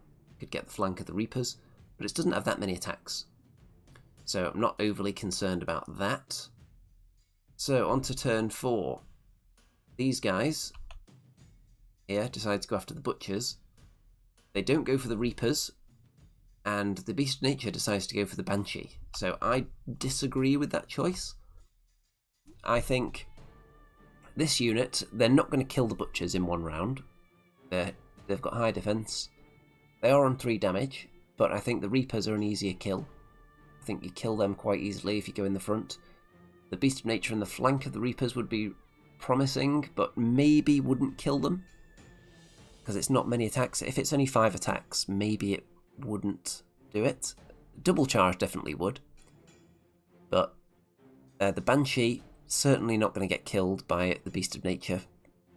It's not enough attacks, I would suggest, because you're not multiplying against the individual, of course. Yeah, so I would rather be trying to kill these reapers, because they're a hard-hitting unit that drops as soon as you look at them, so I would be trying to get rid of them at this point. But maybe it was a case of the butchers are more expensive and forces of nature have now realised they're not going to win and just want to maximise kill points. So if that's the case, that's fair enough. Because I think the banshee is the banshee more expensive than the reapers as well? Let's have a look. So the reapers are 190 points, the banshee is 170. Yeah, so the reaper's definitely a juicy target, so I would try and eat them. But if you're trying to maximise points, then maybe the butchers, if you think you can get them. So those are the attacks that go in. The butchers do not get killed. Shadow Hulk goes down though from the remaining fire elementals, and then they shovel sideways, which isn't going to save them probably, although this one isn't looking at them anymore. But they will get flanked by the Dread Fiend, but not by this Shadow Hulk. So, what do I decide to do? Well, I'm actually not going to flank charge them with the Dread Fiend. The Dread Fiend is going to charge this guy, because I want to get maximum kill points here. So, the Shadow Hulk finishes off the elementals. The Dread Fiend starts off wounding this guy. Doesn't do that much, but can't cast any spells now. And everything else is just sweeping across and murdering. And yeah, kill that unit, kill the beast of nature with the reapers. Soul Flayers just turn round here, so they could be attacked by the Wiltfather, but I've got every other unit staring right in this direction.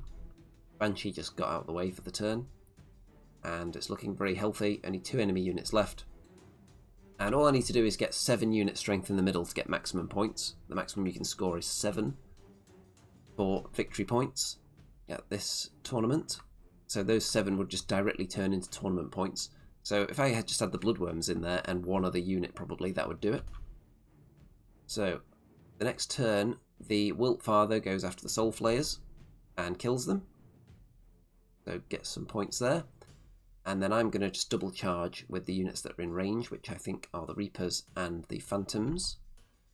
So they go in, and I munch on that individual up there as well, who didn't do much to the Dread Fiend in retaliation, so that gets killed now.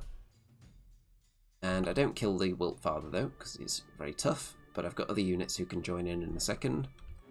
The Wiltfather does kill the Phantoms, who are definitely the more killable of the 2 units, so if you're just trying to score points, again, probably worth it, but it is going to get hit by something. So it ends up getting charged by the Butchers, and the Shadow Hulk gets annihilated, and maximum points. Killed everything, scored maximum for the scenario, and here's another picture of my army. So, a nice big win to end the first day, and it's not easy to get maximum points at this event. You've got to score 7 victory points to translate those into tournament points, and there is a situation where someone on the next table over could win a game and only get 3 tournament points. I won this game and ended up with 10. So you want to win big, you want to get as many victory points as possible, you want to kill as much as possible to maximise your points. Not just about winning, it's about margin of winning as well. You want to get as many as possible. So I took pictures of the armies at this point. On day 1, I think we were supposed to be doing our best army voting, but I think there was a slight delay on lunch arriving, so we ended up delaying it, and then it was mostly on day 2. But I took pictures of some of the armies that I found out on display over the course of day 2, the start of day 2, I think. Because I think I got there one of the first people to arrive back for day 2, so I took pictures of the armies that had been left out. So this is a Forces of Nature, I think, with a very interesting kind of chessboard look, and these are all pieces from the Locker chess board game that Mantic sold for a while. I don't know if they still do. And here is a very nice, very snowy army, which would be your... is it Northern Alliance or Varangur, this? I am not sure. I think they both have access to Chimeras and Frostfangs, so it could be either. So I'm not sure on that one. It's not an army I played against, but it's very nice backdrop. This is the elf army that I faced in the first round, which is doing quite well at this event up to this point. We've got Abyssal Dwarves with the triple Hellfane, which is just a list I love to see. I like to see just these big, ridiculous monsters in action. And here we have got some Basileans, which are very cool looking. We have got a little bit of this Night Stalker's army, which is mostly Tyranids. And I think the rest of them are in the box. But it looks cool enough. We have got... I'm not 100% sure what this army is. Could be Forces of Nature. Looks nice though. There is some overlap with armies. So this is one of the nicer armies, this one. This is Kingdoms of Men with 2 big giants. I was hoping to face this army to have a big giant off, but I can reveal I did not, unfortunately, get to face this army. Very nice basing on the regiments there. Display board, which I don't tend to factor in when voting for best army, but I'm sure some people do factor it. We've got more Night Stalkers with a couple of Mind Screeches there. I think there's more in the box. We have got Order of the Dark Green Lady, and I see lots of wings and lots of speed in this list, so that would be quite a scary prospect to face, I think. Then we've got, is that Salamanders? It looks like Salamanders. And we have got more elves. So lots of wings, lots of shooting in this elf army. Very scary looking indeed. Nice leaves. And on to the next round. So not everyone had their army out at that point, so I didn't get a chance to take a picture of all the armies. So we've got dwarves in the next round, and the scenario is another one with a name that I can't remember. So there are tokens on the battlefield that you can pick up. They're loot counters, but I don't remember what the scenario is called. I think it's another one of the new ones. But I can tell you that you have to put some of the objectives. Let's see. Okay, so I put some back on this side as we were setting them up. You put down 7 in total, so whoever puts the first one does 4 and the other player does 3. And I started off putting some in the middle, matching what my opponent was doing, and then I went in and put 2 on this side. So there's more objectives on this side. I then chose this side so I could start off units on them so I could pick them up at the start. So there's one there, and I think there's another one under the bloodworms. So I was able to deploy on top of the tokens so I can carry them around from the start. It's a dwarf list that's not very fast, but it is very tough, and there's 4 tokens there you can see. And there should be another one somewhere. So here's the list. 3 regiments of ironclad infantry. 2 regiments and a horde, should I say. They all have throwing mastiffs, which are obviously scary for Night Stalkers because they don't care about stealthy, as far as I'm aware. So especially dangerous to Night Stalkers, who normally hinder the opponent's shooting. So nice defense 5. 2 hordes of Earth Elementals, defense 6-18, so very tough, and crushing strength 1 on them. A Mastiff Hunting Pack, so that's your Chaff Swarm, and they have crushing strength 1 against cavalry. 2 Steel Behemoths, more defense 6, and 17-19 nerve with random attacks. So here's what I'm talking about, D6 plus 12. That is much more reliable looking than the Shadow Hulk's number of attacks, isn't it? Nice, solid 12 attacks. The D6 is just like a bonus on top of it, really, isn't it? Whereas D6 plus 6, you're relying on a random roll to get half your attacks there. So, Also wild charge on these steel behemoths as well, and they have a shooting attack. So yeah, they look very tasty indeed. They only hit on 4s, which is one downside compared to a Shadow Hulk, and they're a little bit slower, but the wild charge makes up for that. A Battle Driller, which I always think is a solid choice. Just a little individual that can actually do some damage. And you don't mind so much having d6 plus 6 on something that costs 75 points, because if it kills anything, it's just a nice bonus. Stone Priest, and that is going to be surging the elementals with Bane Chant as well, and it has I think it's got a rule so that it can cast 2 spells in the turn as long as it does them both on the same unit, so you could Surge and Bane Chant the same unit. Then there is Garrick, an infantry hero, who is inspiring, Radiance of Life, regeneration, just pretty tough all round. Decently fighty, crushing strength 3, so pretty solid. Then there's Faber Ironheart, so for 175 points you get a dash 15, defense 6, shooty 24-inch range, good at fighting, hero large infantry with crushing strength 2, wild charge d3 as well. So I would compare this to Abyssal Dwarves playing Infern. It's Infern Nox with an X. That is the rough equivalent of something like this, but he doesn't have nearly the amount of special rules. I think he's a bit cheaper though, but yeah, I think this guy is way better. Even for the points, it just looks really good. 2 Dwarf Lords on large beasts, which are the hotness at the moment. Anytime you can take something like this. So the Lords on Frostfang that some units can take have been a big deal. I think they got nerfed slightly, but Dwarf Lords on large beasts still look good. Obviously you can multiply your attacks in flanks unlike individuals, and you've got 7 attacks to start with. Good nerve. Defense 6, which is amazing, and hitting on 3s with crushing strength and thunderous charge 2 and nimble and inspiring, and everything's headstrong obviously, so just really solid. And it's a really tough looking army, so when I go in, I'm going to have to go in and kill things.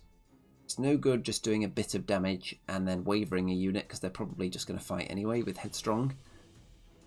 So I'm going to have to double up and make multi-charges to try and kill things in one go if I can. So that's what I'm going to try and set up in this game. In terms of scenario, I'm taking these tokens with me forwards. I want to get the Shadow Hulks here to collect the others, probably. That would be nice. And this Shadow Hulk here is, again, on this side, I'm putting something that's more of a deterrent. Initially, I didn't want to have anything on this side at all, really. But because the enemy had put some hard-hitting stuff over here, I thought I'll stick 1 Hulk over there, just so they can't immediately start coming this way. They have to actually deal with it. So I've got 1 token under there, another one under the worms. I've got my Soul Flayers out on this flank with the Dreadfiend. So my 1 Shadow Hulk over on this side is looking at a Steel Behemoth, all the elementals. That's the fighty infantry hero there. There's Ironheart. There's all the infantry, the Mastiffs, the Battle Driller behind, Steel Behemoth, King on Large Beast. And this one is the other King on Large Beast, out on its own. So, in the first turn, the Dwarves, I think the Dwarves choose to take first turn in this one. So they start moving up, getting towards the tokens, and do a little bit of shooting damage. Not much though. So my turn. Pushing up, and the King on Large Beast I consider a large threat, so I want to try and annoy him and not let him kill me, so I'm going to be wind blasting him and sending the Dreadfiend to pick up this token. So, lots of measuring of charge distances going on here. Because of the wild charge, it's a bit complicated. Shadow Hulk's moving up a bit, but not into the enemy charge range. Picked up a token with the Bloodworms before they start moving forward, and the Scarecrows have picked that one up. So you don't get bonuses for the points being in the opposing half in this game. So if you're holding a token, you might as well just hide with it if you're not going to contribute to the game in some way, so if it's not a particularly fighty unit. So I do Wind Blast some units, I think, so a tiny bit of damage done to this one as a result of that. There's the Banshee just sticking her head out so she could Wind Blast it. And she's able to do that safely because the threat range of the throwing mastiffs is 16 inches. So she just wants to stay further away than that, because a throwing mastiff could actually kill her. Because throwing mastiff just always hits on a 4. Doesn't care if you're an individual, as far as I'm aware. Doesn't care about stealthy. So that would be the perfect thing to throw at my individuals to kill them. So she doesn't want to suffer that fate. So on to turn 2 for the dwarves. They are pushing up on this side with the elementals. And you can see the fact that this guy's here, the Shadow Hulk, means that they are coming forwards. And there is a token on the scarecrows who are down here as well. So they are coming this way. They're not immediately rolling round on this flank, which is what I was concerned would happen if I didn't have him here. So the King on Large Beast is just threatening me. So my plan is to avoid him. So we'll see if I'm able to do that. This is the kind of situation I don't mind being in, because I do find it fun working out the angles and landing in places that you can't be seen and all that kind of stuff. I like that kind of game. So I think I can do it. Usually I can do it faster than other people, I've found. That's not to say I'm better at doing it than them, but actually making the moves, I don't wind down the clock that much compared to some. There are some players who have just calculated all the angles 10 years in advance for every game they're going to play, and they can just do all their moves instantly, and yeah, what can you do? I'm definitely not one of those, but against a lot of players, they take a long time working out their angles, and I think I generally do it fairly quick by average player standards. So I do enjoy that part of the game. So over here, you can see distances being measured. The butchers are pushing forward a bit, and it's another case of I can be outshot, so I might as well go forward a bit. And was there a token there for them to pick up? I think the butchers moved on to a token. Is that one there? Let me go back and see if there actually was one there. Make sure I'm not lying. Maybe they didn't. Maybe it's just a shadow on the unit. Yeah. So here, this unit of scarecrows is not in any rush to go forward. The Shadow Hulk takes a wound there. So the enemy line is like so. I now have the option to charge in. If you were me, where would you engage the enemy line, or would you not bother? So I have the opportunity to pick up tokens with Shadow Hulks. The Dread Fiend can pick up that one, that's going to be fine. I could pick up this one with a Shadow Hulk. I would then be charged by a King on Large Beast and a Steel Behemoth. And I would not like to take that hit first while all the other units are still alive. Down here, I could either hit the Steel Behemoth or be hit with the Shadow Hulk. The Scarecrows are not going to be too eager to get joining in with the fight. They're carrying a token and they can run away and hide. The Butchers could charge someone. The Reaper Soul Drinker could charge someone because these elementals are on the hill so I can see them. Nothing else is in range. The Phantoms probably could hit something. They could fly and land and do some blocking. I could Wind Blast. What do I decide to do? Well, double Shadow Hulk. So if we go back, these two decide to charge into this infantry regiment, because you know how I said I'm going to double up and just guarantee that things die. That puts me on the end of the enemy lines, looking down, and then they're going to have to turn this way, and suddenly it like splits out the line. It's not looking so solid anymore with me sitting right on the end of it. So I want to kill the unit right on the end. However, the Shadow Hulks, wow, they continue their streak of not rolling very high, so only 7 wounds and a waver on the unit, which is not very good. And it's lucky that the Butchers also went in, because they are protecting the flank. So then the Shadow Hulk's not going to get flanked now, but the Butchers are in as well. They do a bit more damage, but again, they roll a not very good nerve roll, so this Shadow Hulk decides to go into the elementals, and the reason for that is that the Steel Behemoth cannot see it now. So because this guy was further forward, the fact I've gone in here means that I can't be seen by this unit. And then to protect the flank of the Shadow Hulk, I've put the Soul Drinker in here. So, you can see the eyeballs nicely from this angle, can't you? Lovely. So, if we go back a second, I had the choice not to engage as much on this flank. The Steel Behemoth could have charged me. I could have moved backwards, maybe. I'm not sure if I could got out of its range, though. I think if it rolled high on its wild charge, it could have still caught me. So I risk taking the first hit in that fight with the elementals coming in as backup. I get a chance to hit the elementals now. With a bit of luck, with the extra attacks, the Shadow Hulk can actually kill elementals in one round. So it's not totally out of the question that could have happened. And I would hope to just do enough so I could kill it next round, though. And then blocking up that unit prevents me being flanked and actually gives me the time to do it. So Shadow Hulk, very unlikely to die on the counter-attack. So, that's what I went for. Can't be seen here. So, does the Steel Behemoth turn round and just threaten me, or does it start chasing down my token-carrying units? Because they've got one.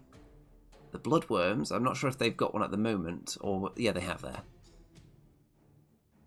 So, turn 3 for the Dwarves. Okay, the decision has been made. They're ignoring the rest of the battle line, just gunning for the Scarecrows who are carrying a token. The Elementals and this individual go into the Shadow Hulk, which I'm still confident isn't going to be enough to kill him. Triple charge into the Butchers. So the Infantry and the Battle Driller are going to go for the Shadow Hulks, and these three, the Steel Behemoth, the Infantry Regiment, and the King on Large Beast, all go into the Butchers, so they may well die. So some damage from shooting from the Steel Behemoth. Shadow Hulk takes 9 damage in combat there, which is okay. And the Butchers get killed. But they did some decent damage before they died, so that unit is ripe for the plucking now if I can attack it with something else. And over here the Reaper Soul Drinker dies as well, of course. He was only there to protect the flank. So, because of this unit not being dead, it's a little bit annoying, but I do have options. So, because this unit falls back afterwards, the angles that these units are at, this Shadow Hulk actually has a flank charge into this regiment.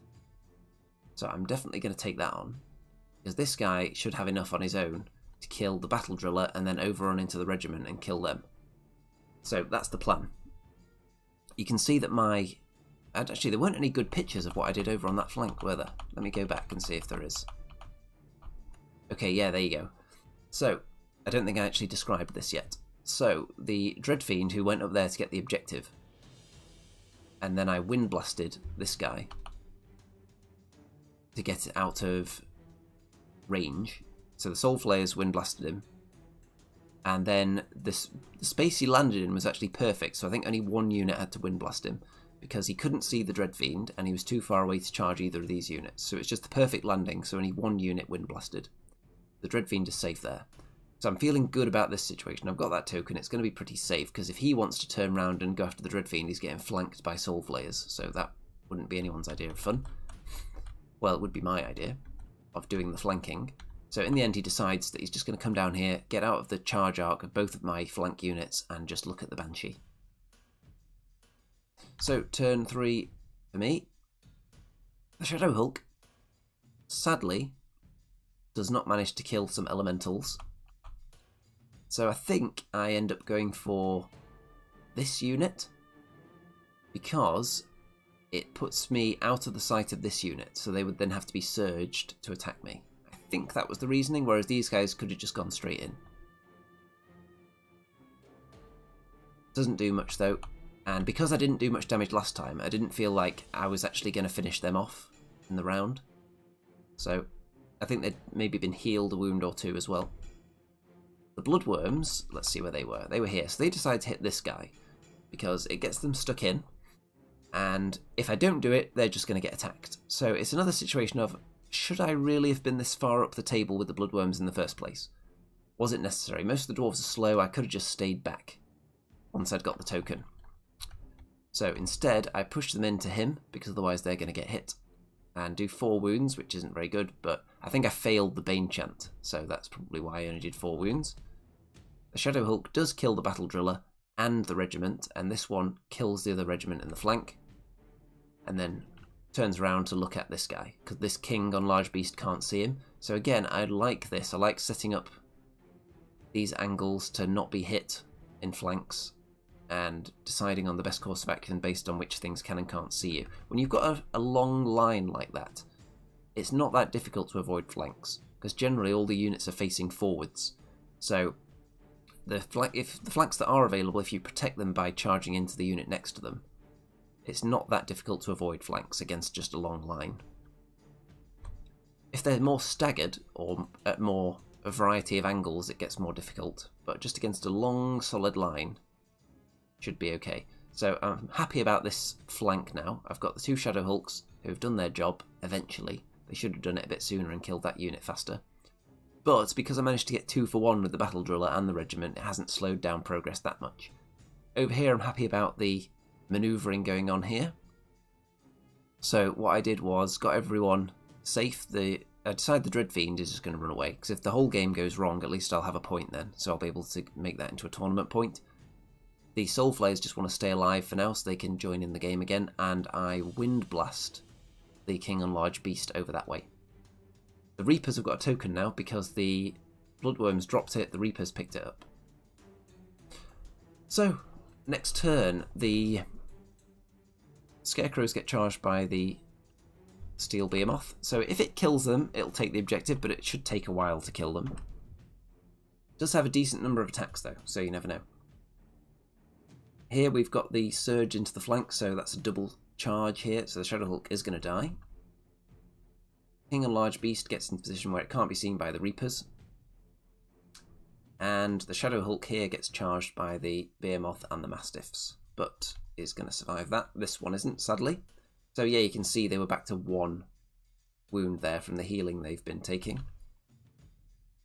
And they overrun, and they've picked up the token that was there. And here, Scarecrows take a bit of damage, but not much at all. That's a really bad round of attacks for the Steel Behemoth. Bloodworms take a load of damage, but they are not dead. So that is very good, because they are probably the only unit that could have a chance of taking out this horde. And the Shadow Hulk that was here, and you can see that I've just put a base there, has been killed by that double charge. So it took 14 wounds, and then the nerve roll was obviously enough to kill it. I brought a few of these spare bases with me because the Shadow Hulks, they don't overhang their base excessively, but when they're next to each other, sometimes they can poke elbows, which isn't ideal. So I put these bases down with just a load of eyeballs on to show they're mine. So they're turning to face my hulky boy there. So, what are we going to do in this situation? Well, I have got a charge with the Reapers into the King on Large Beast there, if I get the Horror out the way. Because the Bloodworms are going to countercharge the Horde, so they would slide down a bit. So, might kill them, probably won't in 1 round. The Reapers could easily kill a King and Large Beast when they used to have 25 attacks. I wouldn't rule them out. With the 20 attacks, less likely. The Dreadfiend is going to keep running away and hiding with that objective. This Shadow Hulk, now that he doesn't have his buddy, he's not confident at all that he's going to kill that Steel Behemoth. And so what he's actually going to do is go sideways and get out of its arc, because this Shadow Hulk just wants to stay alive and hold the objective for the game. I'm not going to outgrind both these units, probably. I just don't have the number of attacks to get through it. So he's going to go sideways, buy me a turn. And the Soul Flayer is just going to come and land over here somewhere, get in a position that they can actually affect the game soon. This guy, I'm going to Wind Blast him and try and push him into a position where he can't affect things. So let's see if I can pull that off. So the Scarecrow is just backing away, getting this guy further away if he wants to kill them, so he's going to be out the game when he finally does. I only managed to waver this horde. So the Bloodworms do actually 12 damage, which is a decent number, but not enough to really threaten to kill the unit, but I do manage to waver them, which is okay. It's not the worst result, but would have liked to have killed them. I think I failed the Bane Chant again, which is annoying. And here, the Reapers, let's see. Okay, so it wasn't the King on Large Beast, it was the dogs that I charged. So they hit the dogs in the flank, because that was suddenly available. So they kill the dogs, and then they look at the King on Large Beast. So I don't think they were confident of killing him. But they've got the dogs out the way now, and now they're looking down the enemy flank, and nothing can see them, so they're safe from being charged. So that's a good position for them. Ignore those 2 units, they're dead. And yeah, it's still looking okay. I'm definitely going to score some points in this game, but probably not all of them. Turn 5 for the dwarves. You can see that red hot laser action there. Look at that. So we've been determining angles and making sure we're all out of charge arc. So this guy obviously doesn't want to be in their arc to be hit, but he wants to pick up a token and then make sure they're in the front. So that's what he goes for in the end. He's running out of time and just wants to pick up the token and thinks they're not going to make a hindered charge and kill him in one round. Would be very unlikely. So everything smooshing into the bloodworms, and this steel behemoth has a token on it, which is... which one was that? Okay, I think it was this one. Finally killed them and picked up the token. Let's see if it was. Yeah, because that's there, the terrain. So it was the one that was fighting the scarecrows. Does kill them in this round. I was hoping they would survive another turn with the amount of damage they had on them, but alas. Bloodworms get killed. So this unit has a token. There's one out in the open there. The horror gets wavered in combat by Ironheart there. And I don't have a lot of units left, but the Reapers are carrying some tokens. I think they're carrying 2, possibly? Oh no, it's 1. Okay, yeah, I remember what happens. So, Shadow Hulk has a token. The Dreadfiend has a token. Soul Flayers can do some attacking now. And I was discussing with my opponent after the game this little death triangle that was going on here. So the dance of death between the Dreadfiend and the Soul Flayers and the King on Large Beast. So we were determining that actually, because of the points involved in this dance, these units were all kind of occupied. The dwarves slightly come out ahead on the points though, because this guy is, we were discussing, probably a bit undercosted. But in real terms, he's very dangerous. So I felt like, especially because I'm going to get a token out of it, I felt like it was worth these 2 units giving him the runaround, not being killed by him, because I'm going to get a token and I've stopped him from interfering with the rest of the game. My opponent, on the other hand, has stopped the Soul Flayers interfering with the rest of the game, because obviously that unit's got a token, which was its goal anyway, so that's accomplished. But these 2 have kind of cancelled each other out. So I think we were both fairly happy with the situation. It's like in chess where one player sacrifices their queen to kill the opposing queen, I suppose. You're both kind of happy to have something dangerous of your opponent out of the equation. So, the Dreadfiend is just doubling down and going even further away from the enemy. The Shadow Hulk is going back into the woods a bit, getting further away from enemy units that aren't this. The Reapers. So they, if we go back, you can see that horde is heavily damaged. They go in, kill the horde, pick up that token. Then, in a sneaky move, after their reposition at the end of combat, they drop both tokens underneath the unit. So, not only will these elementals have to kill them, they will have to overrun 3 inches to pick up the token. So if I was just holding the tokens, they would automatically, if they kill me, pick them up. Now I'm just making them jump through another hoop to pick up the tokens. So they could fail to do enough damage, they could roll a double 1, and now they could roll a 1 or a 2 and not overrun into the token. So I would use the analogy of playing a game of tennis. They always say, even if you're just desperately trying to stay in and your opponent is very likely to win, just keep making them play another shot over and over, and eventually they might make a mistake. Let's see. Don't you drop them at the beginning of a move.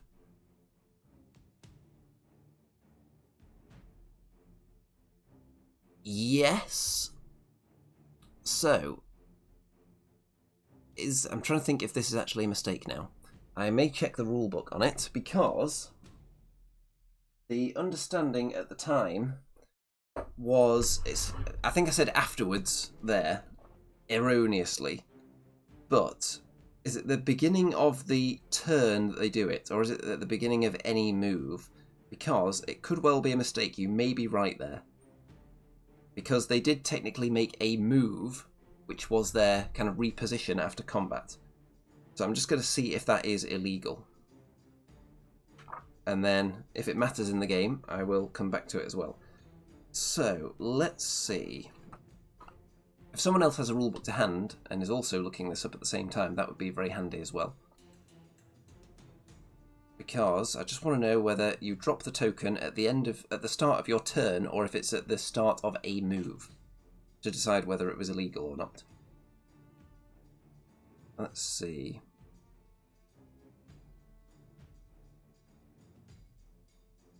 At the beginning of the phase, we think.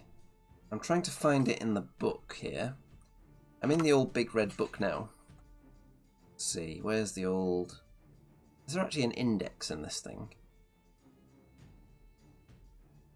I can't find one at the moment. Is it part way into the book, maybe? I know probably isn't the best listening, this, but I think it is actually potentially important education-wise here, for me and everyone else who may not be 100% on this. So, it would probably be under game scenarios, perhaps? It should talk about objectives there. Let's see. Where do they talk about counters? Ah, here we go. So, loot counters. A unit can drop any loot counter it is carrying at the start of any move. Simply place the counters anywhere completely within the footprint of the unit and then move the unit as normal. Okay, so I believe that counts as a move. So I think that is actually legal to drop them and then spin after combat. So I think it's okay. That's my reading of it. If anyone thinks otherwise, then let me know and we'll delve deeper into it, but I think that is fine. Okay, let's get that rulebook back on the shelf and continue. So as I was saying with my analogy, just keep making them play an extra shot. Give them more hoops to jump through, give them more dice to roll. It's like, even if the enemy can surge into you to kill your last unit, make them do it. Don't just sit in front of them. Get out of charge arc, make them surge. They could always fail the surge. Just make them roll more and more dice, and some of them will fail. Not all the time. You just give them more to do, give them more hoops, and in the long run, it'll work out better for you. That's what I say. It's not always the easiest to have that motivation to do that when you're in a tournament, especially if you're losing the game. But in this, when the scoring is the way it is in this event in particular, where every point really matters, then just keep making them work. So that's the plan with the Reapers, to just sit on the tokens. They have to die and they have to be overrun more than 2 inches to pick the tokens up. So that is the plan there. Then, so also what would have been possible here is I could have dropped the tokens and then overrun, which would have put me about here, which would have put them even further from the tokens, but the problem I had with that was this guy could have just walked onto them and picked them up. So if he wasn't here and the other units weren't around, that is an option. So they have to kill the Reapers and overrun. I do a bit of damage to this king, but he's not going to die. The reason I've attacked him really is to keep him away from the Shadow Hulk, who's holding a token at the top. So turn 6, double charge into the Reapers, double Kings into the Soul Flayers, Steel Behemoth into the Shadow Hulk. And at this point my opponent is getting extremely low on time on the clock, by the way. So, Shadow Hulk, not dead.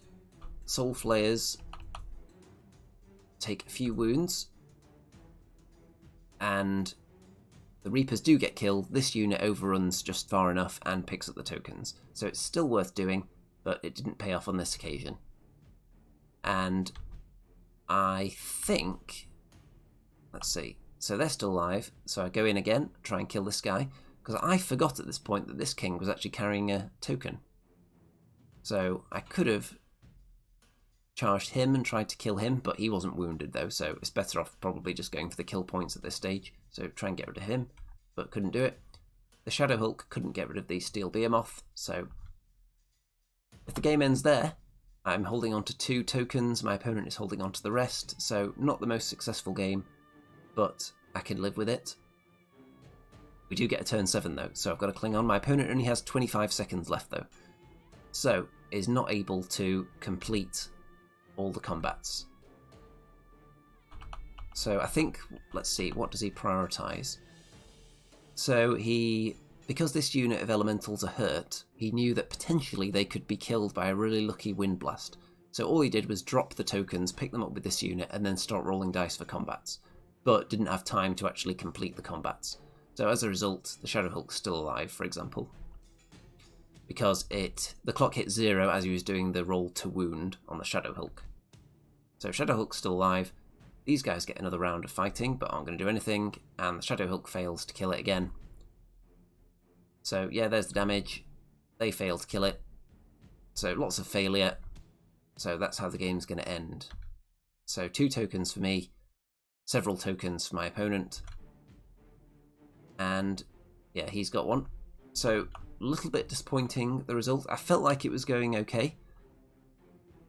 I'm thinking maybe I should have been less aggressive on the left-hand side where I had less stuff.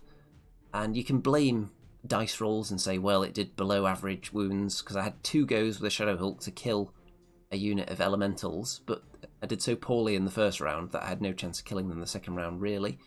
They have to get really lucky to kill them in 1 round, but 2 rounds you'd think, okay, got a good chance of taking them out, but sadly didn't roll well enough the first time. So you could look at that and say if they died that would have changed things. Yes, it would have done, but still, was it a necessary risk to take? I'm not entirely sure. Could have held back. So it's again, the thing that's been letting me down, I think, that I'm going to be more aware of in future, is the flank that's there to delay, that I am not favoured to win if it comes down to a fight. I think I'm too aggressive with those flanks. So that's something I'm going to be wary of in future. I think the dance round on this side, it got me an objective, but obviously I was taking a good amount of points out of the game, and this king was able to get a lot out of his points by dancing 2 of my units around. So, was it worth it? Maybe for both of us, because I got a point out of it. So, on to the final round, and we are playing push against exploding rats. Is it the worst possible scenario to face exploding rats? I don't know, but it's probably up there, because they've got so many units to just pass the tokens to and keep going. And yeah, that's probably a worse scenario to play against them. Would Dominate be worse? Possibly. Although at least they have to be in the middle so you can look for flanks. So we've got 1, 2, 3, 4, 5, 6 regiments of Exploding Rat Regiment. So they are only 100 points each. They're not really going to do much because they hit on 5s, not many attacks. But when they die, they do 2d3 hits at piercing 2 to the unit that killed them. So if you multi-charge them, that's multiple units taking the hit. So things like Reapers would actually be scared of that. Because you don't take an immediate nerve check from that damage that's caused, but obviously you're going to be pretty close to death afterwards. There's 2 Death Engine Impalers, which are very nasty, Wild Charge D3, Crushing Strength 2 machines. They're kind of like mincers, I suppose. Defense 5 dash, is that 15 or 16? Can't tell exactly on there. There's an Overmaster hero, who is just a standard little, fairly fighty, inspiring individual. There is Golek's Skin Flayer, which is like a really beefed up version of the Death Engines, I think. Or is that one? Oh no, that's the Gore Impaler. You can see how I could get those 2 confused. So the Skin Flayer is a chariot. So that's got Rallying, Slave Only. It's got Crushing Strength, it's got Dread, which is handy. Very inspiring, also very handy. And the Gore Impaler is the beef version of those 2. So the Gore Impaler has, let's see, what's it got over them? It hits on 3 instead of 4. It's got, is it 1 higher nerve, possibly? Got the same amount of attacks, same Crushing Strength. It's got Rampage. Is that D6? It's got Vicious as well, and I think, because I think the Battering Ram rule is the one that means this one can overrun through units that aren't individual. So that one's quite scary. Overmaster on Ancient Winged Half-Breed. which is obviously quite a scary flying unit that I've used in my Abyssal Dwarves many a time. And the formations, Slave Warriors, lowest of the low. So I think that's what gives them the explodiness. Okay. There are, I think it's 3 formations, lowest of the low.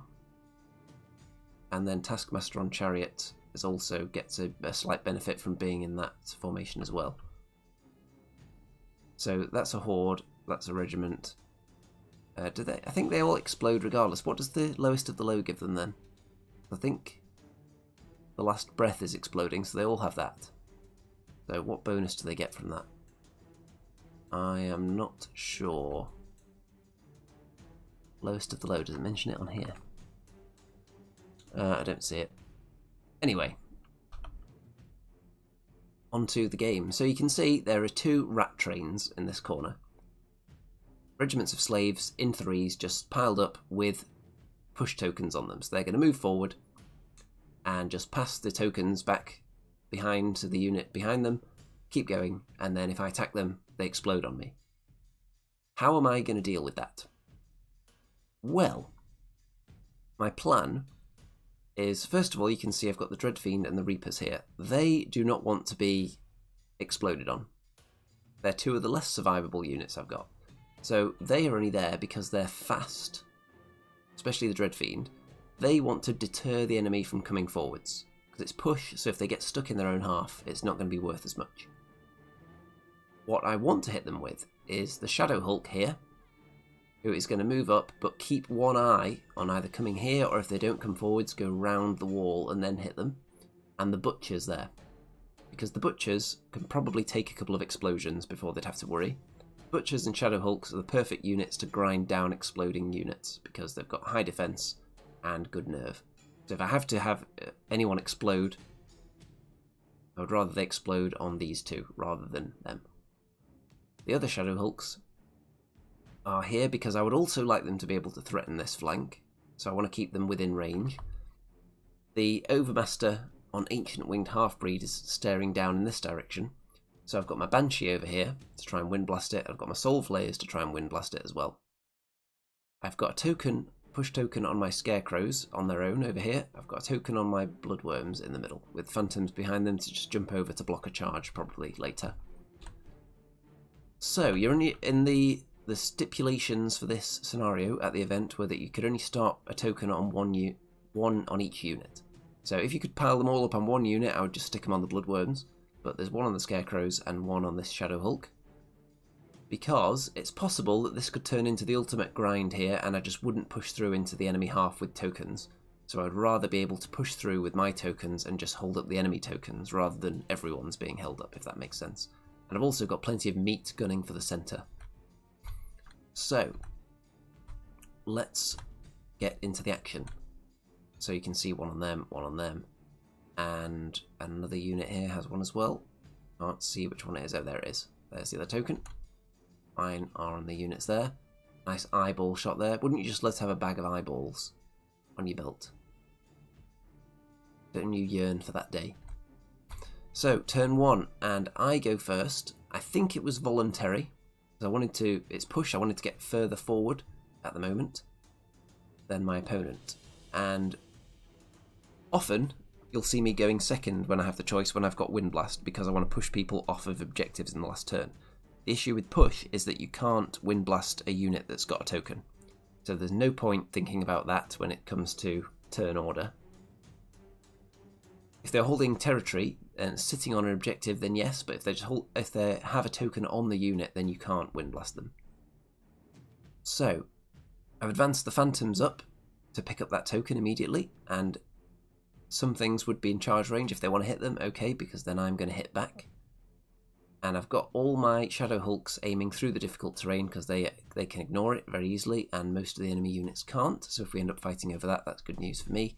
And of course I've got a unit that can fly over it and hit something, and the Bloodworms are aimed so they hopefully won't touch it as well. Over on this side I've moved forwards with the Dreadfiend, see if that deters them from coming forward at all. I've kept everything out of charge range of this bad boy.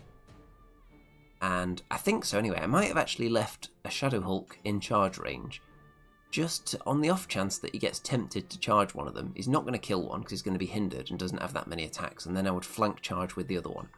So surely no one's going to fall for that in a million years, though. Just on the off chance, you never know. So, turn 1 for the rats. They send a horde and a regiment of exploding filth rats into the phantoms. And the death engines are moving up behind, and another exploding filth a bit over there. I think the more valuable, the really powerful death engine is the one, or is that the chariot back there? No, I think the chariot's over on the other side. I think that's the other death engine. Rats pushing forward. They're unconcerned about being charged by Dreadfiend, because, yeah, he doesn't really want to be stuck fighting them. The Reapers certainly don't. So, because of the distance they've come forward, they are now in range of the Shadow Hulk, so I can actually get the unit I want into them now. This guy has come up, and he is going to be a pain, because I don't have anything to match his speed, really. Only the Phantoms, who are elsewhere, and I wouldn't want them to be his deterrent anyway, because they're not very scary. So what I'm going to do is try and only give him charges where he's going to be hindered charging into Shadow Hulks, because there is zero chance of him killing them with a hindered charge into a Shadow Hulk. I'm going to say that now. So I'm going to keep wind blasting him. Got 2 units to do that.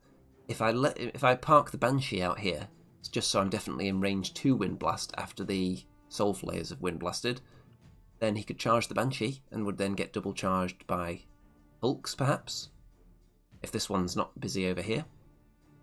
But yeah, this thing wouldn't want to get hit by a Shadow Hulk first. So the Phantoms don't actually die because these rats are so pathetic. They only do 4 wounds. Turn 2 to me. So let's see, the Bloodworms go into this horde, and the Phantoms have to move out the way so they can actually fit, so the Phantoms don't charge anyone. I'm not entirely convinced this is a good move, looking back. So the Bloodworms are my most powerful, expensive unit, and I'm putting them in range so they can be hit by all this nonsense. I think it's just too tempting, because the Bloodworms are so killy, you just want to throw them in there. And it works out okay, actually, because I do waver this unit instead, so that's probably the best result. It keeps them blocks in the way. Send the Butchers and the Shadow Hulk into these guys, and that wound should actually be on this unit. So the Butchers waver, Shadow Hulk just does 2 wounds, so they don't kill them yet, but I'm holding them up and they're not exploding on me, so that's okay. The Overmaster on Ancient Winged Half-Breed gets wind blasted back sufficiently, so he's not a threat to any of my important things. And you can see my Dreadfiend is looking this way, because obviously he had no intention of getting into a grind with them. Looking in this direction now, so if this guy charges into the Banshee and kills it, and then turns to face the Shadow Hulks, he would then have a Dreadfiend hindered but in the flank. So that's still scary. And the Reapers are just hanging out here as backup, because they don't want to go in first, they die as soon as someone looks at them, so they'd be good at killing these units, but they don't want to take a hit after a unit has exploded on them. On to turn 2 for the rats. So they go into the Scarecrows with this death engine and a regiment of regular rats. There's the chariot, by the way. Yeah, it is a chariot over here. The other death engine's over on that side. So they're wavered, they can't do anything. This small unit is going after the Phantoms. So I'm confident the Scarecrows can survive this. Is that confidence misplaced? We'll find out. So the death engine over here that's running between the rat train lines goes in and charges the Butchers, because that unit's wavered. And this unit countercharges the Shadow Hulk. This guy moves up again. He's not charging anyone yet, he's not a fool, not going to take the bait. The Scarecrows die after only taking 12 damage, which is really disappointing. So they were inspired as well. So, yeah, that's very bad. So that's just given up a free token to the enemy. So that was a pointless sacrifice. Again, the Scarecrows just didn't need to be that far forward. They could have just hugged the back table edge and tied up enemy units for a long time, instead of what they've done now, which is let this guy get back in the game. Because you wouldn't chase them down with a single regiment of rats, because that's no chance of killing them. So again, I should just, for delay tactics, I should be more conservative and just keep units back. And be boring like that and not thrust them into combat so readily. The Phantoms die at the second attempt, which is fair enough, as they steal the token off them, but they're not going to be long for this world. And 5 wounds from a regiment of rats onto the Shadow Hulk. That's really disappointing for me there, because it now, once he's racking up damage, when they explode as well, he's suddenly going to be in danger. The Butchers take 9 wounds, but thankfully the nerve roll isn't very high, and they do not suffer any consequences. Chances are they weren't going to die anyway, and they were likely to be wavered, but then they've got Fury so they can countercharge anyway. It just means I wouldn't have been able to charge into the rats if they became wavered, which would have been fine, because I'm going to countercharge this thing anyway because it doesn't explode, and it hits harder, so I would rather that thing was dead. So, this turn, I'm going to try and finish off the Horde with the Bloodworms. I'm not liking the look of this flank anymore now that the Scarecrows are dead. I underestimated the hitting power of this thing. I think it's the more powerful one, this. So, I'm going to throw the Reaper Soul Drinker into it, to try and tie it up for a turn, which not a guarantee by any means. And then I'm going to start getting into combat here and do something about this. So I think I can do a hindered charge with the Dread Fiend into this guy. So I think that's okay, because I should do at least 1 wound to ground it, and then I can start pushing in behind that and get the meat into it. So, round 3. So the Soul Drinker does go in there, does 3 wounds, which is okay. Doesn't kill it though. I do kill the Horde. And I'm looking at the positioning of the Bloodworms. So, you may think that this is an odd position for them. They could just be facing entirely that way and have all these units in the front. However, there is a reason that I didn't do it, and I'll get to it in a minute. But I'm not sure how valid a reason it is, but you'll see shortly. Because obviously this thing can overrun into them, but it has to kill that first and then roll more than 1 to overrun. So it's not a guarantee, and you'll see what I was looking at over there and the reason I didn't just turn with my back facing that way. So the Shadow Hulk here wavers the token carrying Filthy Rats. Dread Fiend does 3 damage there, so it does stop it flying. Shadow Hulk kills a unit. The Butchers kill the Death Engine in 1 round, which is great. And they don't get exploded on because it's not an explosive rat. And the Shadow Hulk does take a bit of explosion damage. So, what I was looking at, I was thinking that I would kill these rats probably. And this guy, even though I've taken away his ability to fly and his nimble, I think if he goes back an inch, which is in effect at this tournament, you can go back an inch before you do another move. I think if it goes back an inch, if I tilted the Bloodworms to face that way, I think it might have put the Bloodworms into its arc, and it could have seen the Bloodworms, and they could be within 20 inches. I didn't want to get up there and start measuring it, because it might give my opponent the idea to actually do it. But I think I'd be giving up these Bloodworm unit to a rear charge to that thing. As it stands, I don't think it can get in, because I think it would crash into this unit or have to go beyond them because this unit's alive. But if they died, I would have to then overrun with the Shadow Hulk, and then the same thing could potentially happen to him. So just because he can't fly doesn't mean he's not got a really good threat range. He doesn't drop down in speed when he loses fly, to the best of my knowledge. So I think he's still a threat. So that's the reasoning there. I don't know how valid it is because I didn't measure, because I didn't want to give him the idea. But that is something I was wary of, which is why the Bloodworms aren't just facing straight this way, looking at these enemy units. So that's something I spotted while it was going on, because obviously this isn't an ideal situation. On to round 3 for the rats. So the Bloodworms take multiple units in the front, and these 3 in the front could do some serious damage on their own, really.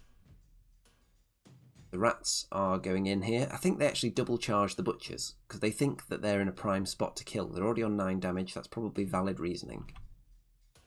The Dread Fiend is being countercharged, so nothing happened over there.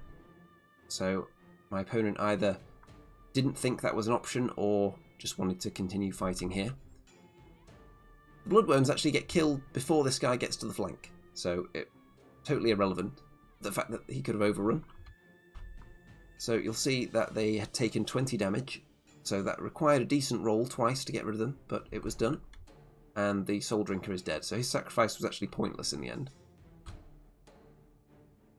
So, it's not looking the absolute worst, because I'm confident in the other side, because the Butchers do not get killed. They do not take any damage from the 2 rat regiments. So that is a great bit of bad luck. Turn 3. So, Shadow Hulk with all the eyeballs and his lovely little eye bag kills the regiment there and steals their token. The Shadow Hulk here and the Dread Fiend kill the Ancient Winged Half-Breed. Now, this is a mistake. So, I had miscounted the tokens. So, I thought there were more tokens on this side of the table. In this combat, I thought there were more tokens here than there were over here, which is why both of those guys turned to face that way. Had I actually counted the tokens properly, I would have noticed there's more on this side of the table, and I would have turned them round to face this way where the action is. Because he's holding 1. He's holding 1. There's a rat regiment run off with 1 down here, which I'm not going to catch. And there's another one somewhere around here as well. I'm not sure if this guy's holding 2, maybe. Or whether one of these has 2. But there's a token that I've lost track of. And in my mind, it's over there when it's actually over here. So that's just a mistake. And it means from that point, I probably can't win the game because I've turned them this way, thinking there were tokens over there when there weren't. So just check where the tokens are at all times. Keep your eyes peeled for where they are, especially when they get stacked up on units as well. You want to check the thickness of those token stacks. It does mean I can score points though, because obviously the way this tournament's scored, you want to just get as many points as possible.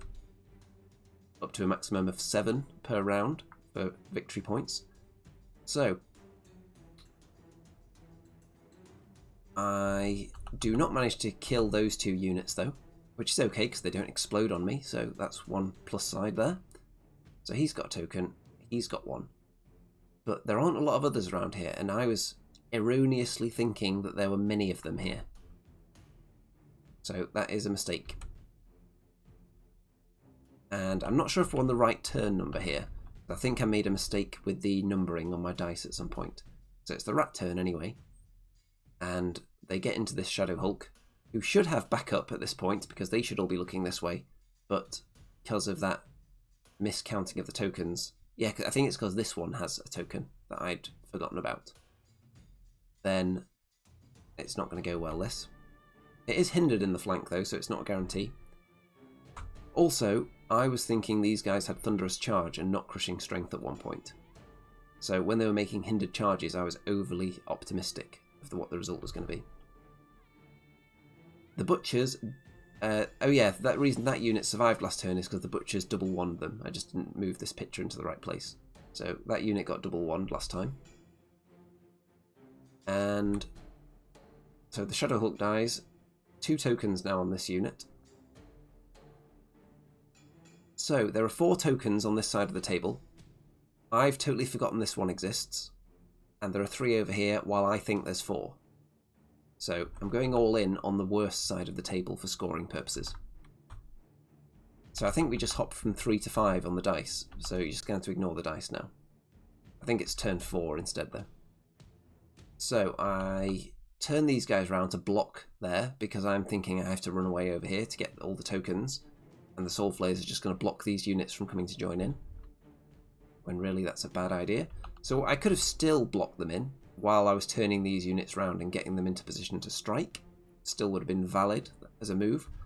The Banshee lands behind them. So she lands about here and enthralls this unit backwards.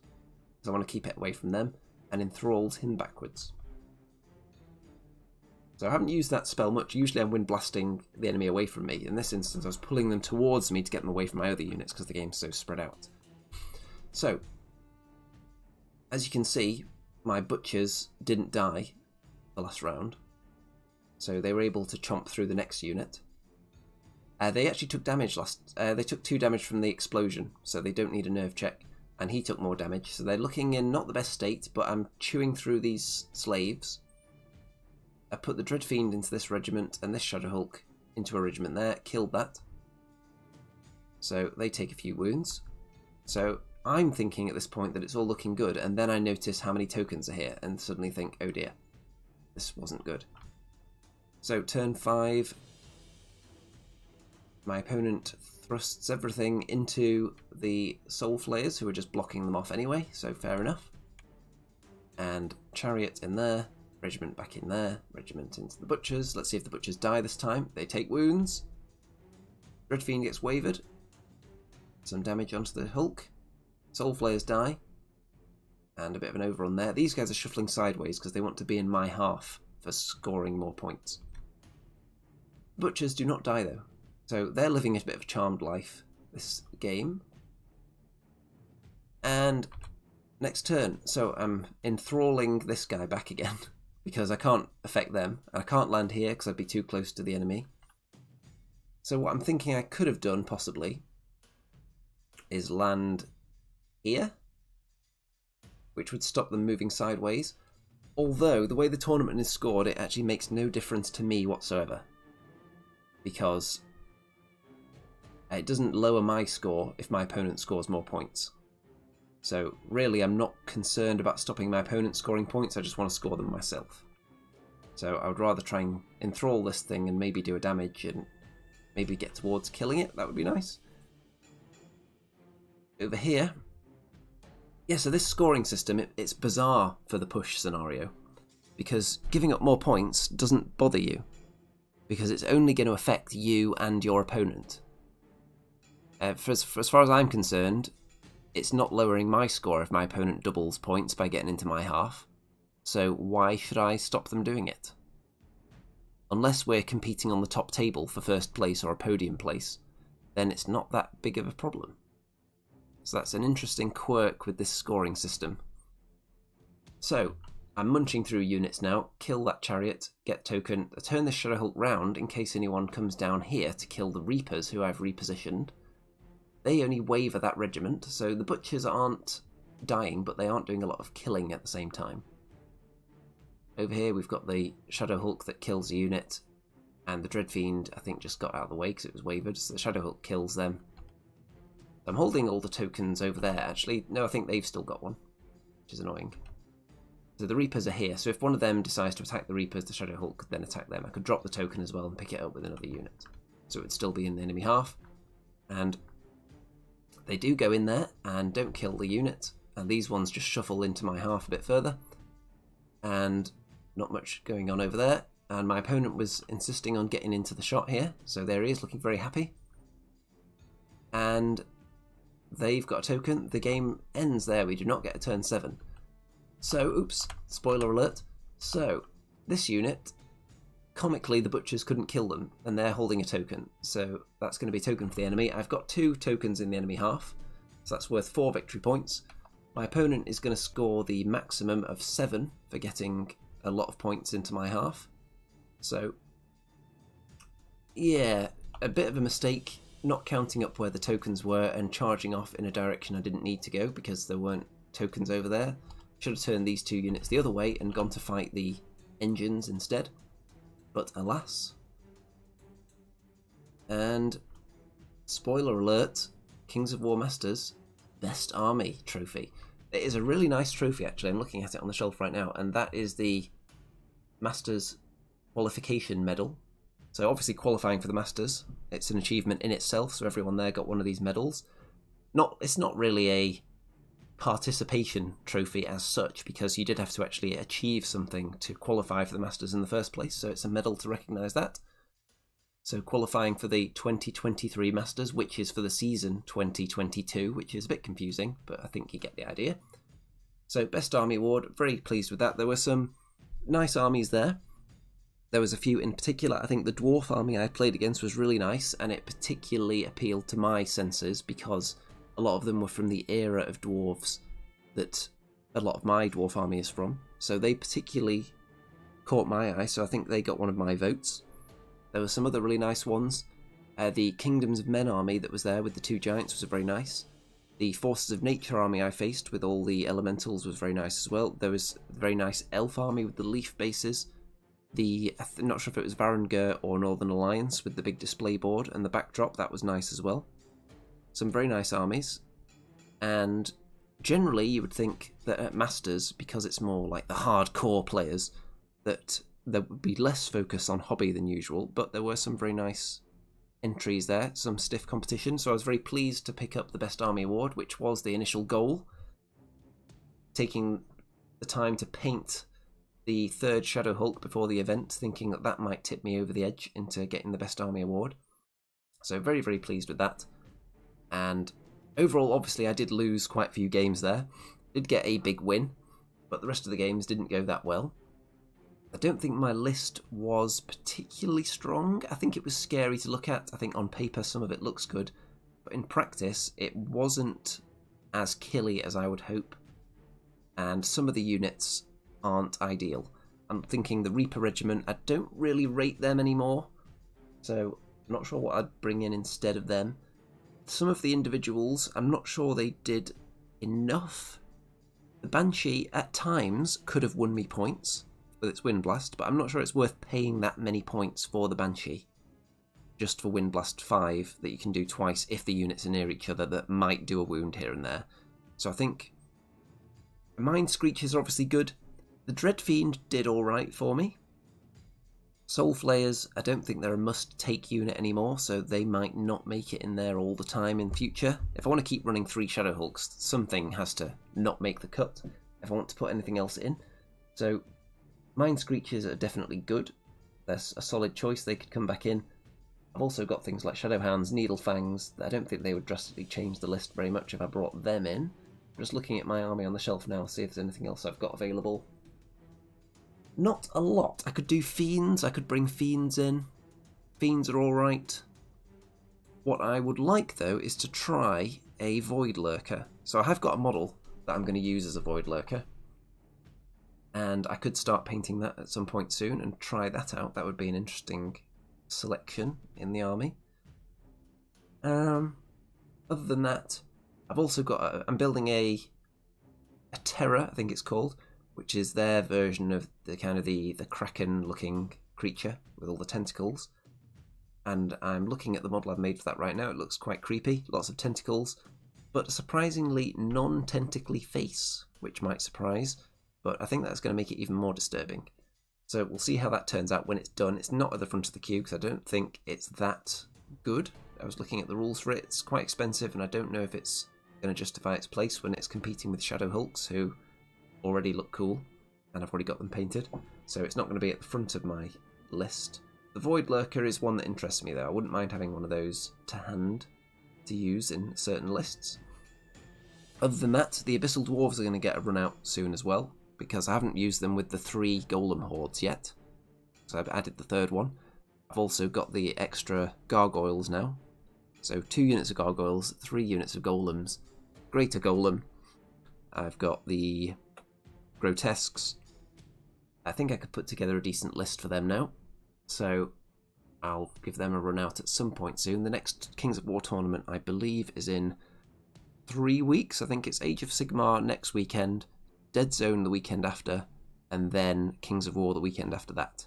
So it's non-stop tournament action on this channel. Looking forward to the Dead Zone event. I've not played that for a little while, so that's going to be fun. And lessons picked up from the Masters. So, well, obviously I should play more practice games, because there are players there who are just completely top level, crush everyone before them. And if you want to compete with them, you have to practice, you have to know your list inside and out. And you just got to be really on it. You can't be making a lot of mistakes. And I think the mistakes I make are being too bold with certain units, pushing them out too far when it's unnecessary. So I'm going to take that on board, my own self-criticism there, and maybe start holding things back a bit. Especially if they're fast, they don't need to be that far forward. Especially if they're not, if the plan isn't for them to be there. The plan is for them to just hold up a flank. They don't need to allow the opponent to force their hand by moving forward onto them. So going to look into different strategies there. Whether it takes different units to accomplish some of that, we shall see. If anyone has any critique on any of the games, my strategy or my opponents, because I'm sure several of them are going to watch this video. So if you want to critique their lists as well, and if any of the moves that were made, if you spotted anything we did that was illegal as well, feel free to point that out. It's always good to know that, so everyone's more up on the rules. And other than that, I can see the likes rolling in for this video. I've had quite a good number of viewers actually, so feel free to like this video and subscribe if you haven't already. And also, if you want the content to keep flowing on this channel, the non-stop tournament action, then feel free to head on over to the Patreon and pledge some of your life savings, because at the moment, pretty much all my free money, all my spare cash is going on tournament tickets, and I think the Patreon level it is at the moment pays for roughly one tournament a month at the moment, if that sometimes, because a lot of the tournaments are more expensive than that now. So sometimes half a tournament, depending on the event in question. So anyone who feels like donating there, obviously that's going to be a big help to drive up those tournament attendances, and more videos coming. Obviously every single game I play ends up on the channel, and very educational for me and other people, I'm sure.